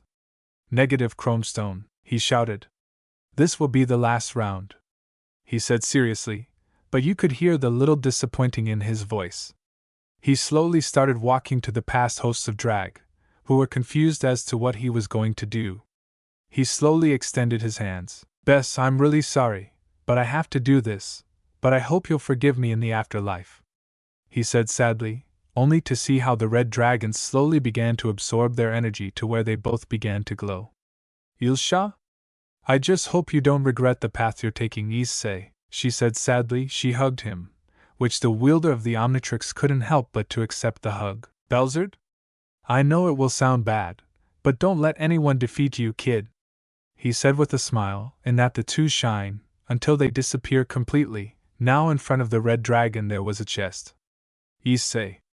I'm sorry, Drag, I know they were your former hosts," he said sadly, before walking straight to the chest in front of him. Outside the boosted gear.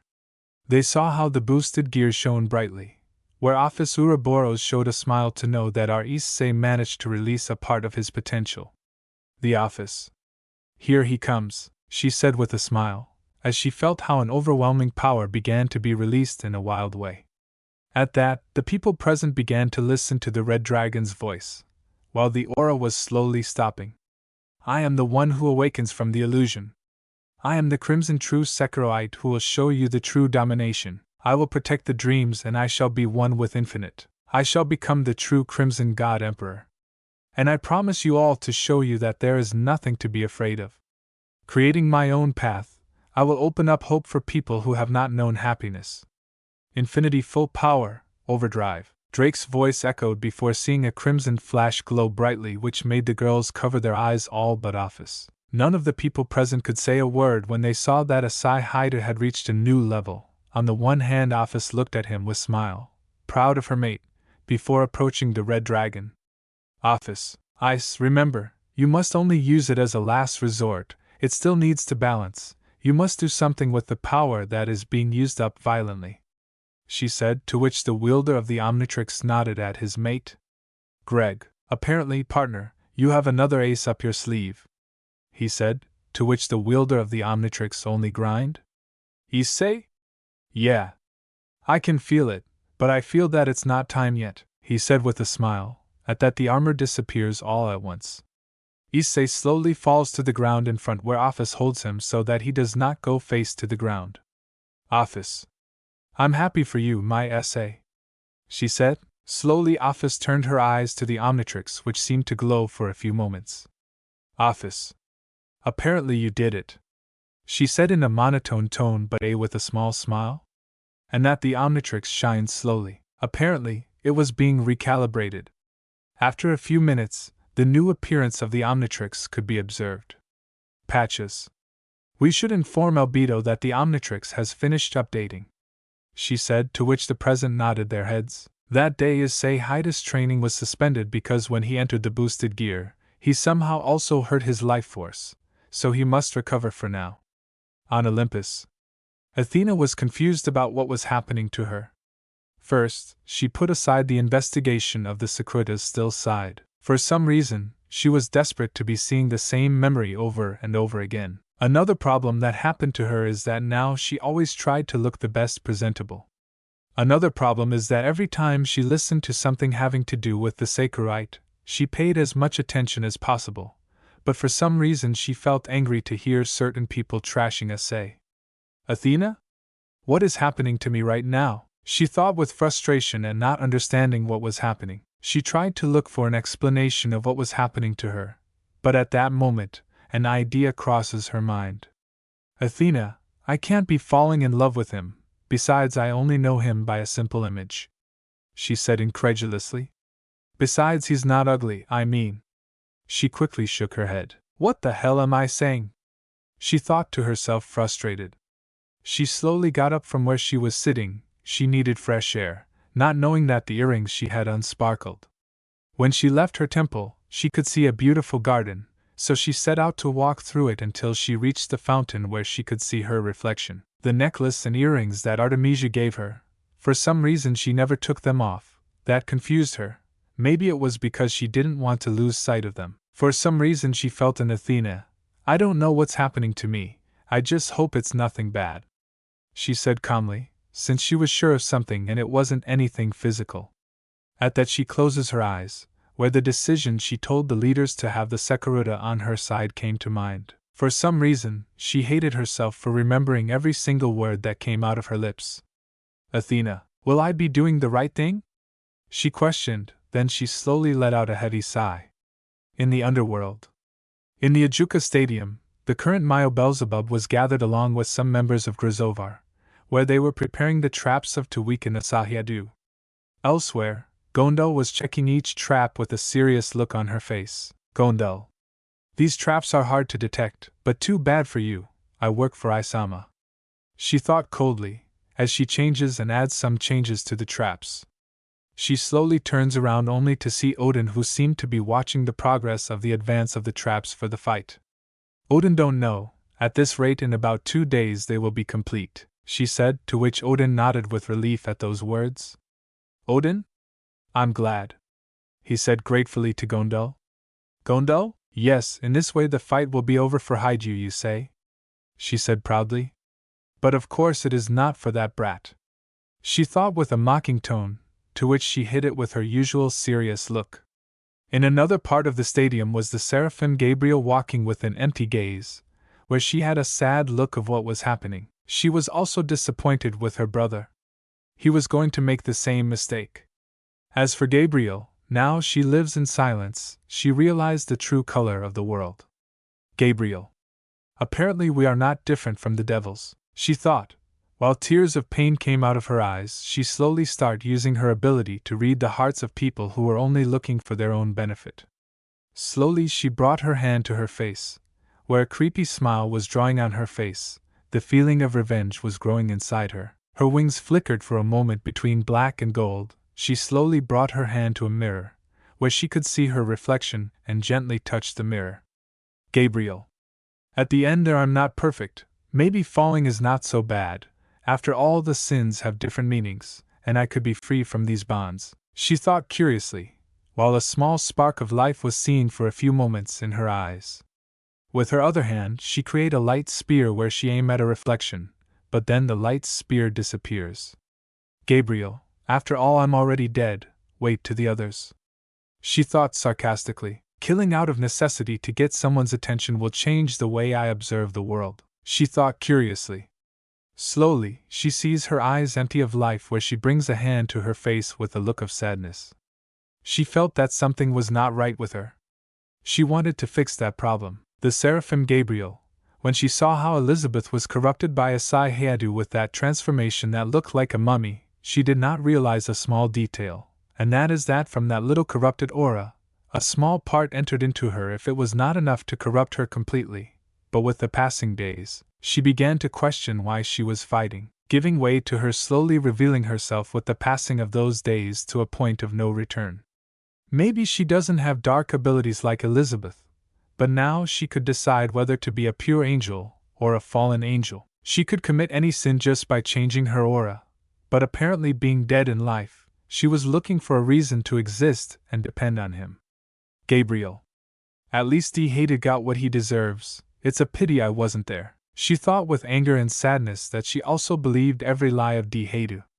Maybe playing with them a little is entertaining. She thought with some curiosity, before thinking about something in particular, but an idea came to the mind of the strongest woman in heaven. She slowly heard the news of what happened at the Core Academy from the lips of her queen Griselda Corda. At that the name of 3 girls in particular came to mind, and she couldn't help but smile at the news. Gabriel, it's a pity that no one is going to miss them, she thought with a faint tone of sadness. It will be enough for me to punish them for their sins of treating Issei that way. She thought, while a sinister smile was formed on her face. Maybe she should keep pretending to recover, and returning to her innocent attitude would be the right thing to do, but in reality it would just be acting to make the faction suffer in the name of Issei. Day 15. Issei Heidu is seen resting on a bed peacefully. Ingvold Leviathan slept on the left side where Issei Heidu slept in the middle, while on the right side was Elizabeth Lyons, while the goddess Artemis slept peacefully on Issei. The office. I don't understand why they sleep that way, she said confused, as she floated on the bed. There was nothing strange that she slept with them, but that Ingvald, Artemis, and Elizabeth slept naked with him, that's what seemed to her the strangest thing in the world. Greg. I wonder what people will say when they see you sleeping with them like this. He thought to himself because of how his host was treated, mainly a female goddess who hates men. He thought with a mocking tone to himself whether he wanted to see the reaction of Zeus or Azazilonodon. In that, the door is heard knocking for a few moments, where Foss, knowing who it is, tells the person to come in, letting Hakka's Kusrb see, who passes into the room. Hakka's. I came to check on Issei after what he did, she said curiously, without looking straight to the bed. The office? It's you, she said to herself, leaving Hakka's confused. Why don't you look at him with your own eyes? She asked, before pointing to the bed. At that moment, Hakka's raised an eyebrow, slowly turned his gaze to the bed where a blush was covering Hakka's face, from which she quickly covered her eyes upon witnessing such a scene. The office. They are not marked by Issei, and also me, yet. But I shall get my Issei mark on me in the future, she said calmly, while making the sign of peace with her little fingers. Hakka's eyes slowly turned into swirls.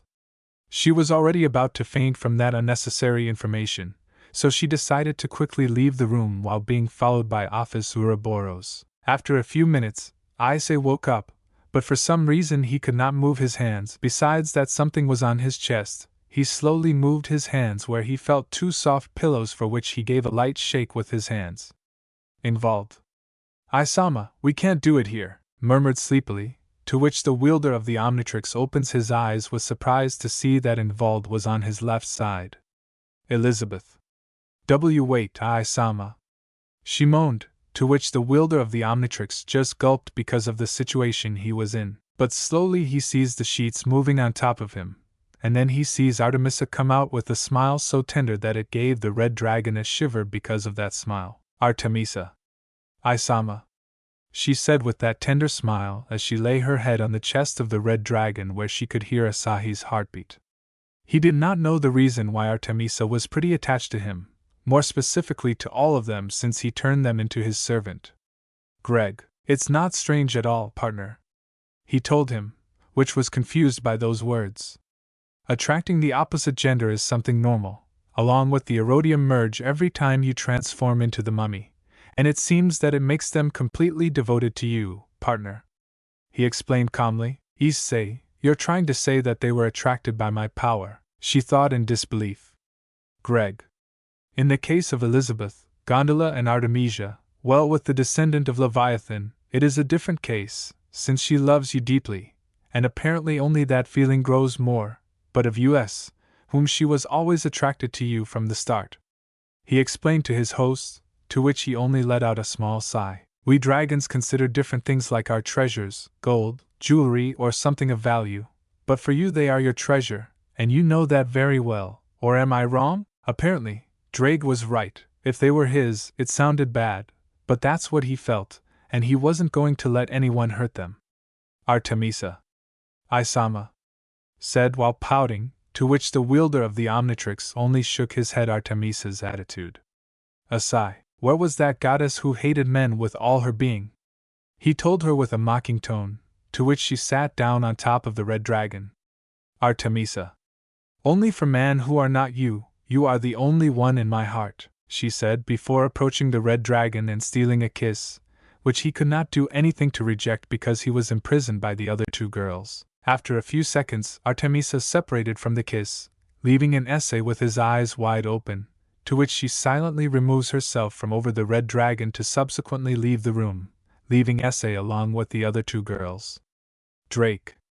Ladies and gentlemen, here Drake reporting in the latest news. The goddess Artemis had declared her love for and also kissed him. I repeat, she has kissed him, it's not a part. He said, laughing, but apparently did not react to what happened. After a few minutes, the red dragon was able to react to Artemis's kiss, where he slowly raised his head and let his head fall again. Issei. What just happened?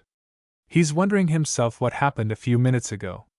Greg, come on, be a man, and get ready to destroy her insides, he said innocently, to which the wielder of the Omnitrix ignored him. Skip time. Issei could be seen coming down the stairs where Hawkus next to Arthas and Artemis were having breakfast, where the red dragon sat next to Artemis. But before he could say anything, Arthas got up from his seat to sit on Issei's lap, yep, the throne of the infinite dragon god. Issei, good morning, he said with a small smile, to which the greeting was returned by 3. The office. My mate, your training this time will be focused on your new transformation, she said before taking the spoon to her mouth. Issei. You're right, I realize that if I use it during a fight, it will just drain my stamina, he said seriously, while patting her head, to which Office nodded at those words, enjoying the touch of her Issei. Issei. You're right, he said, which attracted the attention of those present at those words. Artemisia. What are you going to do against the remaining ones? She said before resting her head on Issei's shoulder.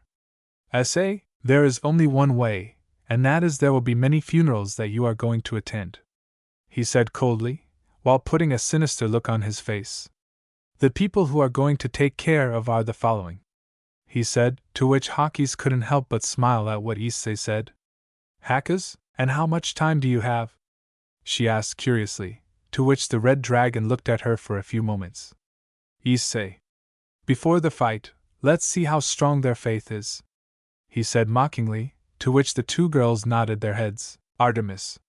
It's strange that you want to attack them earlier, but if you attack Albedo now it can raise strong suspicions to the leaders, she said seriously, thinking about a specific person who is her sister Athena. Issei. I'll just pretend to be attacking him, which you will be my cover, while pointing to Hakis Kuzareb, who opened her eyes. Our attack will be to the underworld, but not to any place, but one where the reconstruction works are being carried out, he said with that crazy smile. Hakis Kuzareb was getting an idea of what place it was, while Lofus continued to eat without paying attention to them. Lofus, you plan to use dark magicians as bombs, she said to the wielder of the Omnitrix, to which the latter simply shook his head. Issei. No. There may be another loose end, so I have the person, or rather the perfect alien, he said, to which everyone paid attention to his plan. I'll just say that it will be a kind of natural accident, he said. The office. So you must create 2 clones, she said, to which the wielder of the Omnitrix nodded. While you train your new form, she said, to which the wielder of the Omnitrix nodded. Issei. Everything that goes up has to come down, he said seriously, to which they knew that it was going to be the biggest blow that the red dragon was going to give. If your sister found out, we'll make Athena open her eyes just like I did to you, he said with a smile. No one will be able to expect it, least of all from you, he said seriously, to which Artemis quickly replied, Artemisa. Count on me, she said decisively, to be useful to Issei. A day later, in the backyard, Issei had a serious look on his face. In front of him stood Hawkes Kuzareb, Artemis, Ain't Leviathan, Elizabeth Lyons, and Ophis Ouroboros. Each one looked at him with smile, and how the red dragon activates the Omnitrix. Issei, it's time to start with the real chaos, he thought, before moving the dial of the Omnitrix, where he was looking for the indicated alien. When he found it, in slow motion he pressed the Omnitrix symbol, where it was seen how a crimson glow surrounded the red dragon. Negative echo echo, He creates several clones, from a moment later create 3 clones of himself. The clones slowly moved the Omnitrix symbol from their chest where they took the human form of Issei Heidu. They looked attentively at each other, they smiled ominously. Elizabeth slowly approached one of the clones where she held out her hand to him where the displacement mask is located, which she took carefully to place it on his face where his appearance has changed. Albedo. It's time to start a new world, he said seriously, where one of the clones approached him, where he slowly moved the dial of the Omnitrix. The girls were surprised by Issei's new surprised by Ace's new transformation even if he was only a clone which slowly positioned itself behind Albedo. Involved Leviathan was in charge of creating a magic circle that takes them to the underworld. Apparently, Involved could go by magic circle directly without taking another of his roots. Then it was the turn of Haku's Qsrip who left with the last clone of Issei Haida still placed that no one was ever going to think. Slowly the wielder of the Omnitrix turned to see the other girls where Issei Haida returned to his human form. Issei. With this they are going to learn their lesson in the hard way, he said coldly, slowly turned around to start walking to the training capsule followed by the other girls. In the underworld, Citric territory. The girl walking to the Sarafol Memorial Hospital. The person walking to that direction is Valerie Lucifer. She was walking with a look of coldness on her face. Valerie. I'm sorry, big sister, but now I serve Isama and I have to fulfill his orders. She thought coldly, as she looked the hospital in the distance. Go town. You can see Yui Kadis, Kaori Murayama and Aika Kiryu, who were tied up in chairs with gags in their mouths. In front of them was a beautiful woman with wavy ankle-length blonde hair that is loose and chest-length strands of hair that hang on both sides. Her eyes were covered by a black bandage, fleshy pink lips and a voluptuous body. She was wearing an outfit that of a nun or like that of a priestess of the church, but white with gold details. Her outfit seemed very provocative. The most scared was Aika when she recognized that beautiful woman. Ika? Why is the Seraphim Gabriel here? She asked scared. Seeing the seraph she could notice that she seemed to have a disgusted grimace on her face. Gabriel? I'm really disappointed with myself, but more with you, she said angrily. But the 3 girls saw that tears were running out of the bandage, which were slowly falling to the ground. I plan to silence each one like you as you silenced my new reason for living, she said coldly. The 4 Murayama and Kata saw with horror and surprise as 12 beautiful white wings came out of her back along with a golden halo floating over her head. She slowly walked behind the girls until she hugged Kaori and Yui where she looked them with a look of innocence on her face. Gabriel, he was a good person, she said while her smile faded. We isolated him in solitude. He wanted to be loved and respected, we denied him, but I understood that the real villain was us, she said angrily, then stopped hugging them. Aika knew the person she was referring to. Tears were falling from her eyes, knowing that she was one of the ones who caused pain in a real hero. Gabriel, do you know which is the monster that each person fears the most? She said with curiosity. It is the same one they created. Each one of us has created a monster, and when we are afraid, we seek help to solve our own mistakes. We do not want to accept the consequences, but everything in this life is paid, no matter how much we try to hide or do good, because karma will always find us, she said coldly. Slowly she was creating a sphere of light between her hands, which passed between the skin of her victims, where she launched. Pattis, she screamed with the gag covering her mouth. Her eyes widened in horror at the sight of her friend Kaori's head lying on the ground. Aika gulped slowly, she never seen this before, so she looked away in terror. Gabriel. In a short time you are going to share the same fate as her, she said with a dark smile. With Albedo. Assayer Albedo was looking at several devils gathered in one place which were moving materials from one place to another. In a specific part was Albedo observing everything with a look of coldness. It's time to put everything in motion, we don't have much time, he said seriously. This being is a 3-meter-tall red alien with a robot-like armored body. His head is similar to a Greek Corinthian helmet with 2 ears, which gives him the appearance of an armadillo. Armadillo has a gray tail and parts of a jackhammer on his elbows, wrists and hands, which creates the impression that he is an excavating robot. Despite their mechanical appearance, All these aspects are, in fact, biological and natural of their race. This one began to dig in silence, and if he had the goal of destroying the place from below, and that albedo, not seeing any trace of this alien, simply pulled up the right sleeve of his sweatshirt, where he slowly began to turn the dial of the Omnitrix. Albedo. It's a pity that I hate some good memories in this place, he said sadly, while a crimson glow surrounds him. Negative cannon bolt, he said coldly, before taking his sphere shape, where he left in the direction of a building. In that many demons saw a red sphere go to a building under construction, which some recognized from the reports. But before they could do anything, they saw it pass in the middle of a building where it destroyed a wall from which it bounces to go against another wall of a nearby building. Skip time. A DXD group minus Valerie Lucifer and Envold Leviathan arrived at the area 2 hours later where the attack was taking place. But when they arrived, a person fell to the ground on his knees. This person was none other than Sona Citri, who could not believe that the Oros Academy was now just rubble. In that slowly, you can hear the footsteps of the person walking in their direction. Slowly, everyone got on guard where everyone sees still 16-year-old boy with white hair, pale skin, red eyes, black eyebrows, and what stands out the most was his red jacket with black stripes. It's a pity that they see me this way, but at least I had fun in this place, he said with a mocking tone to which everyone slowly opens their eyes. Riaz, who the fuck are you? She asked angrily, to which the guy just looked at her with boredom look. I am your current problem, rather your current enemy that endangers your precious peace, he said with a mocking tone while raising his right hand showing the negative Omnitrix. Soggy, you! He shouted angrily, while pointing it out. The others were in shock to see in front of them albedo with a human appearance. Albedo. Leaving the attitude of the lapdog, they are surprised at my flant unto this beautiful place, he said with outstretched hands. Some gritted their teeth when they saw the impudence of that guy, so Nasitor had a lost look when she saw what was previously the Oros Academy. Sigvara. Why are you doing all this? She asked with suppressed anger, to which albedo just shook his head. Albedo. That's an excellent question, Miss Agars, he said with a mocking tone while making a bow. Unfortunately, it's not yet time to tell you my motives, he said.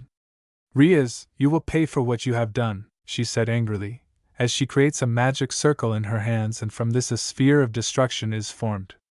Riaz fell silent on her back as she felt the ground begin to shake aggressively. Everyone quickly put out their wings while others helped those who could not fly, who were Lefay Pendergene, Arthur among others, but Sigi had to take Sona, who was still in shock.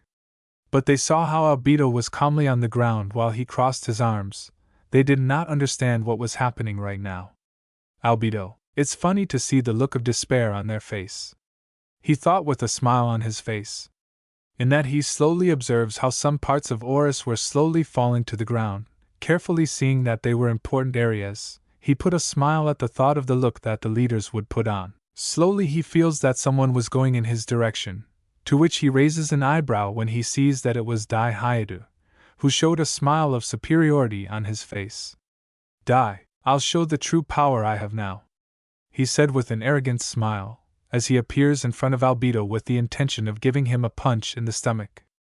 To which albedo jumps back. Apparently, Dai got a great power, but apparently that power was not his, so he raised an eyebrow. Albedo. If the mass don't intervene in their territory, they just want to see if this idiot has managed to overcome me, he thought with annoyance. It's not funny to him that they try to look for his weaknesses.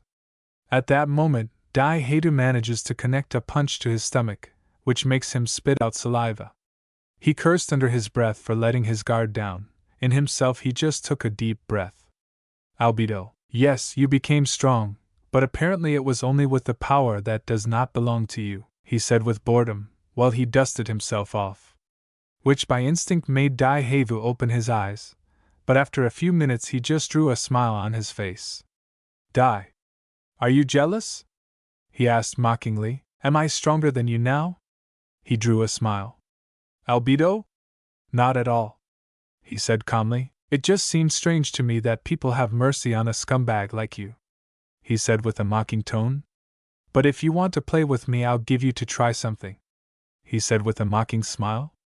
He slowly activated the Omnitrix until he looked for the alien he wanted and that a crimson glow surrounded him. This attracted the attention of those present when they saw the alien in front of them. The negative feedback is back, baby, he said with his arms crossed, some open when remembering the alien who beat up the fallen angels. Die. Don't think that by transforming into that creature you will have any advantage, he said angrily, then lashed out against feedback. But negative feedback, he wasn't fighting with Dai Haidu, he was just dodging him with a mocking look on his face. Albedo. Love ends when betrayal begins, he thought, before looking up and seeing two specific people. Maybe giving a different blow to the features, or rather to the heart, is more than enough. So he quickly gave a shock to Daiheidu, which, thanks to his sacred gear, was going to be a good lightning rod. His attack was simply a distraction attack. Then he launched an attack on a pile of rubble where a huge smoke screen was raised. Time after, the DXD group was looking for Albedo by groups since he could not be far away. Among those groups were Keisha Avedon and Coriana Andrilphus. Both were attentive to what was happening around them since Oraz was in chaos. Some areas were damaged that the place no longer had repairs. Coriana. That guy is annoying. I don't understand that he wins by doing this. She said, upset that innocent people die. Kusha. I don't know other Coriana, but this guy seems to know our weaknesses. She said with a concentrated look. Coriana. If you say so, but I think that guy might have already escaped, don't you think? Pusha.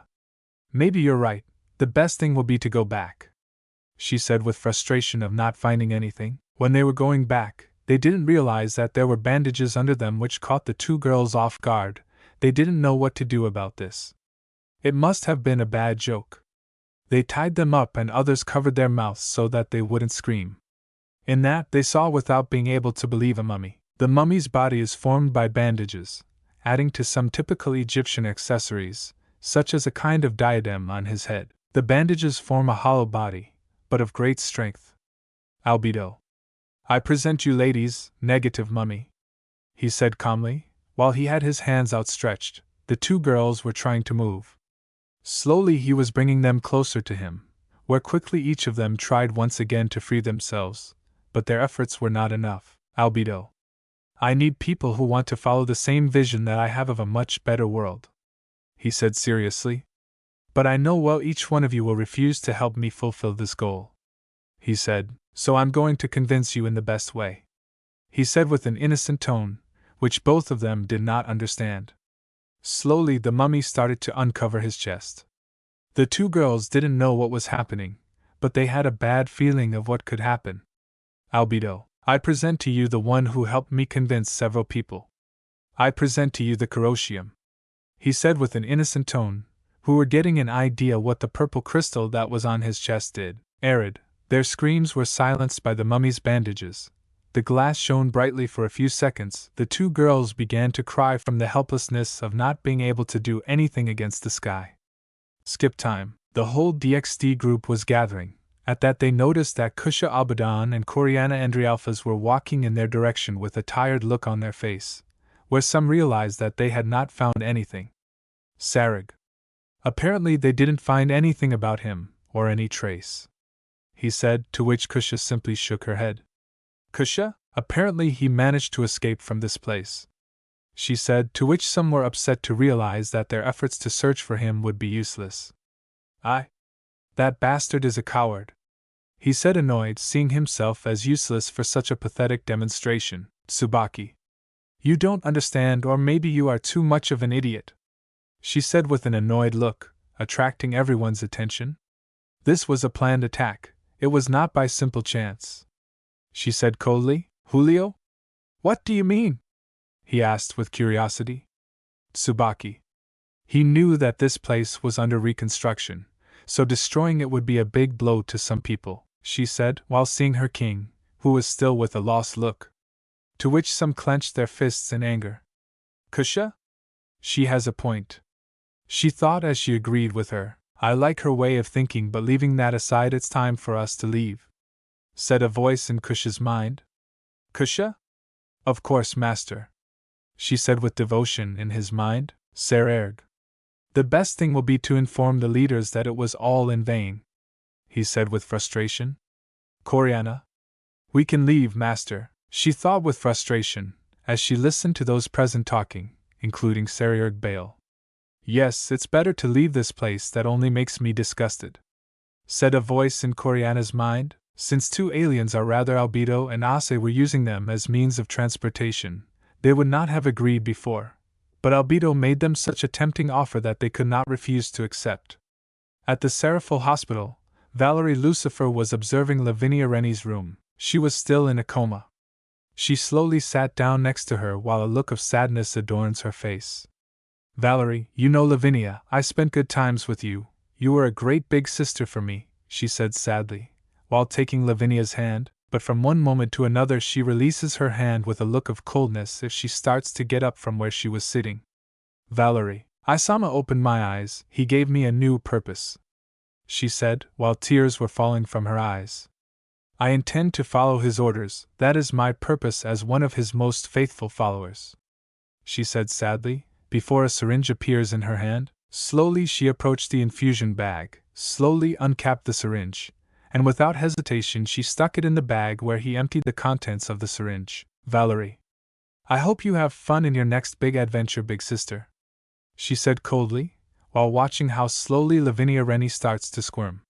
She removes the syringe where she quickly puts it in a pocket dimension without much haste. She sees her reflection in the mirror and rehearses for a few seconds a look of sadness until she finds the perfect one. Doctor, she shouted from the rooftops where he left the room to get help as soon as possible.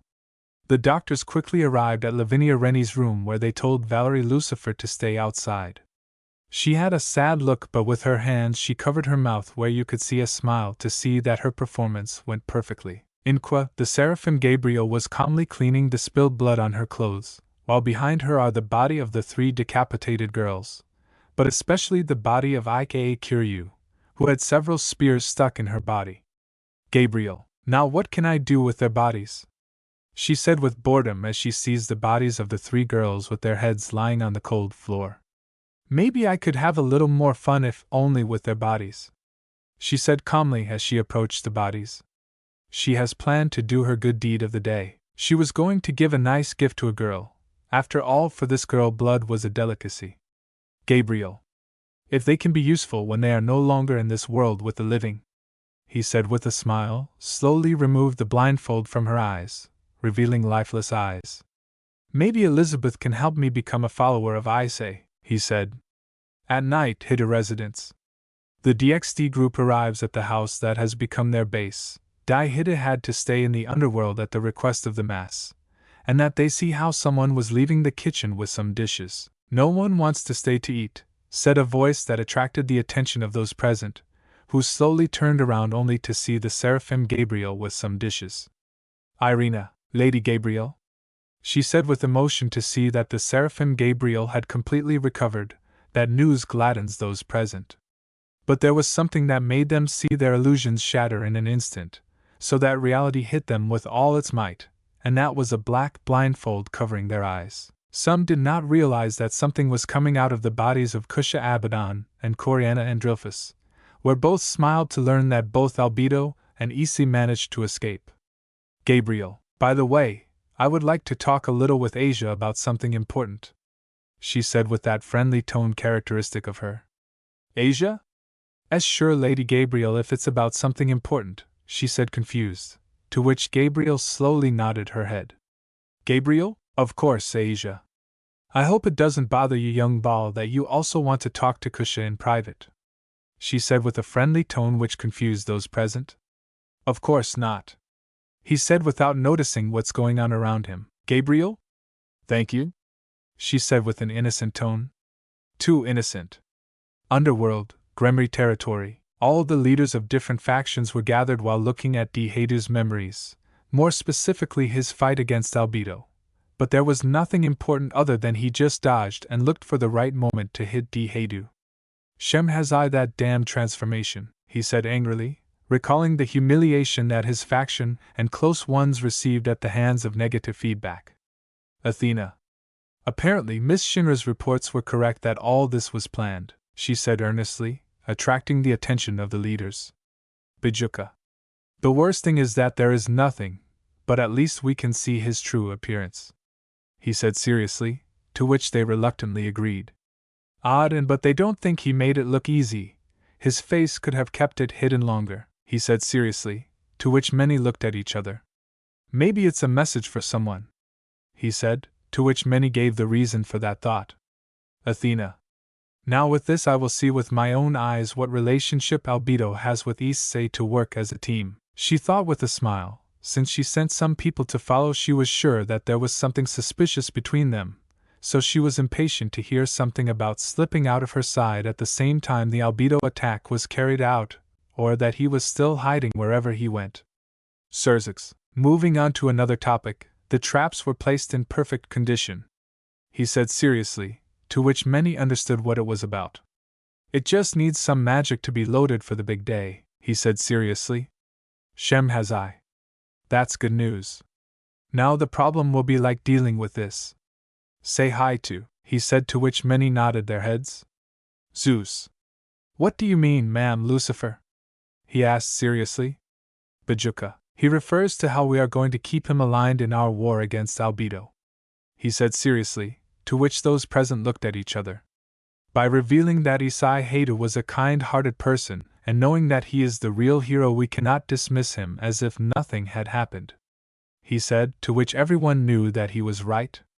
"Xerxes. In the best case is that we try to earn his forgiveness," he said sadly in his words. "Zeus. Or erase all his memories that we treated him in the worst way," he said, to which no one could believe those words of Zeus himself. "Athena? Are you serious?" she thought. "Looks we are the real villains," she thought with anger, then blinked for a few moments without remembering what just happened in her mind. "Michael? In the end we will have no choice but to make one of those decisions as the final decision," he said regretfully, seeing himself in a hard place. "Xerxes. That's right, we'll have to call the DXD group in a moment," he said seriously, to which those present nodded their heads. They quickly saw how Graphia rushes in with a worried look on her face, which puzzled Xerxes because of his wife's attitude. "Graphia. Xerxes-sama. An accident has just happened while Albedo's attack was taking place," she said sadly, drawing the attention of those present. "Xerxes. What are you talking about?" he asked. "Graphia. Miss Lavinia Renai had a cardiac arrest in the afternoon. This caused her heart to stop," she said, which made Shima's eyes open in horror. "Nothing could be done, she's dead, Xerxes-sama," she said. This left more than one in shock by such a revelation. The end is near. That's it, guys. Thanks for listening to my video. Don't forget to like, share, subscribe and comment below your favorite part. Sayonara, see you in the next video.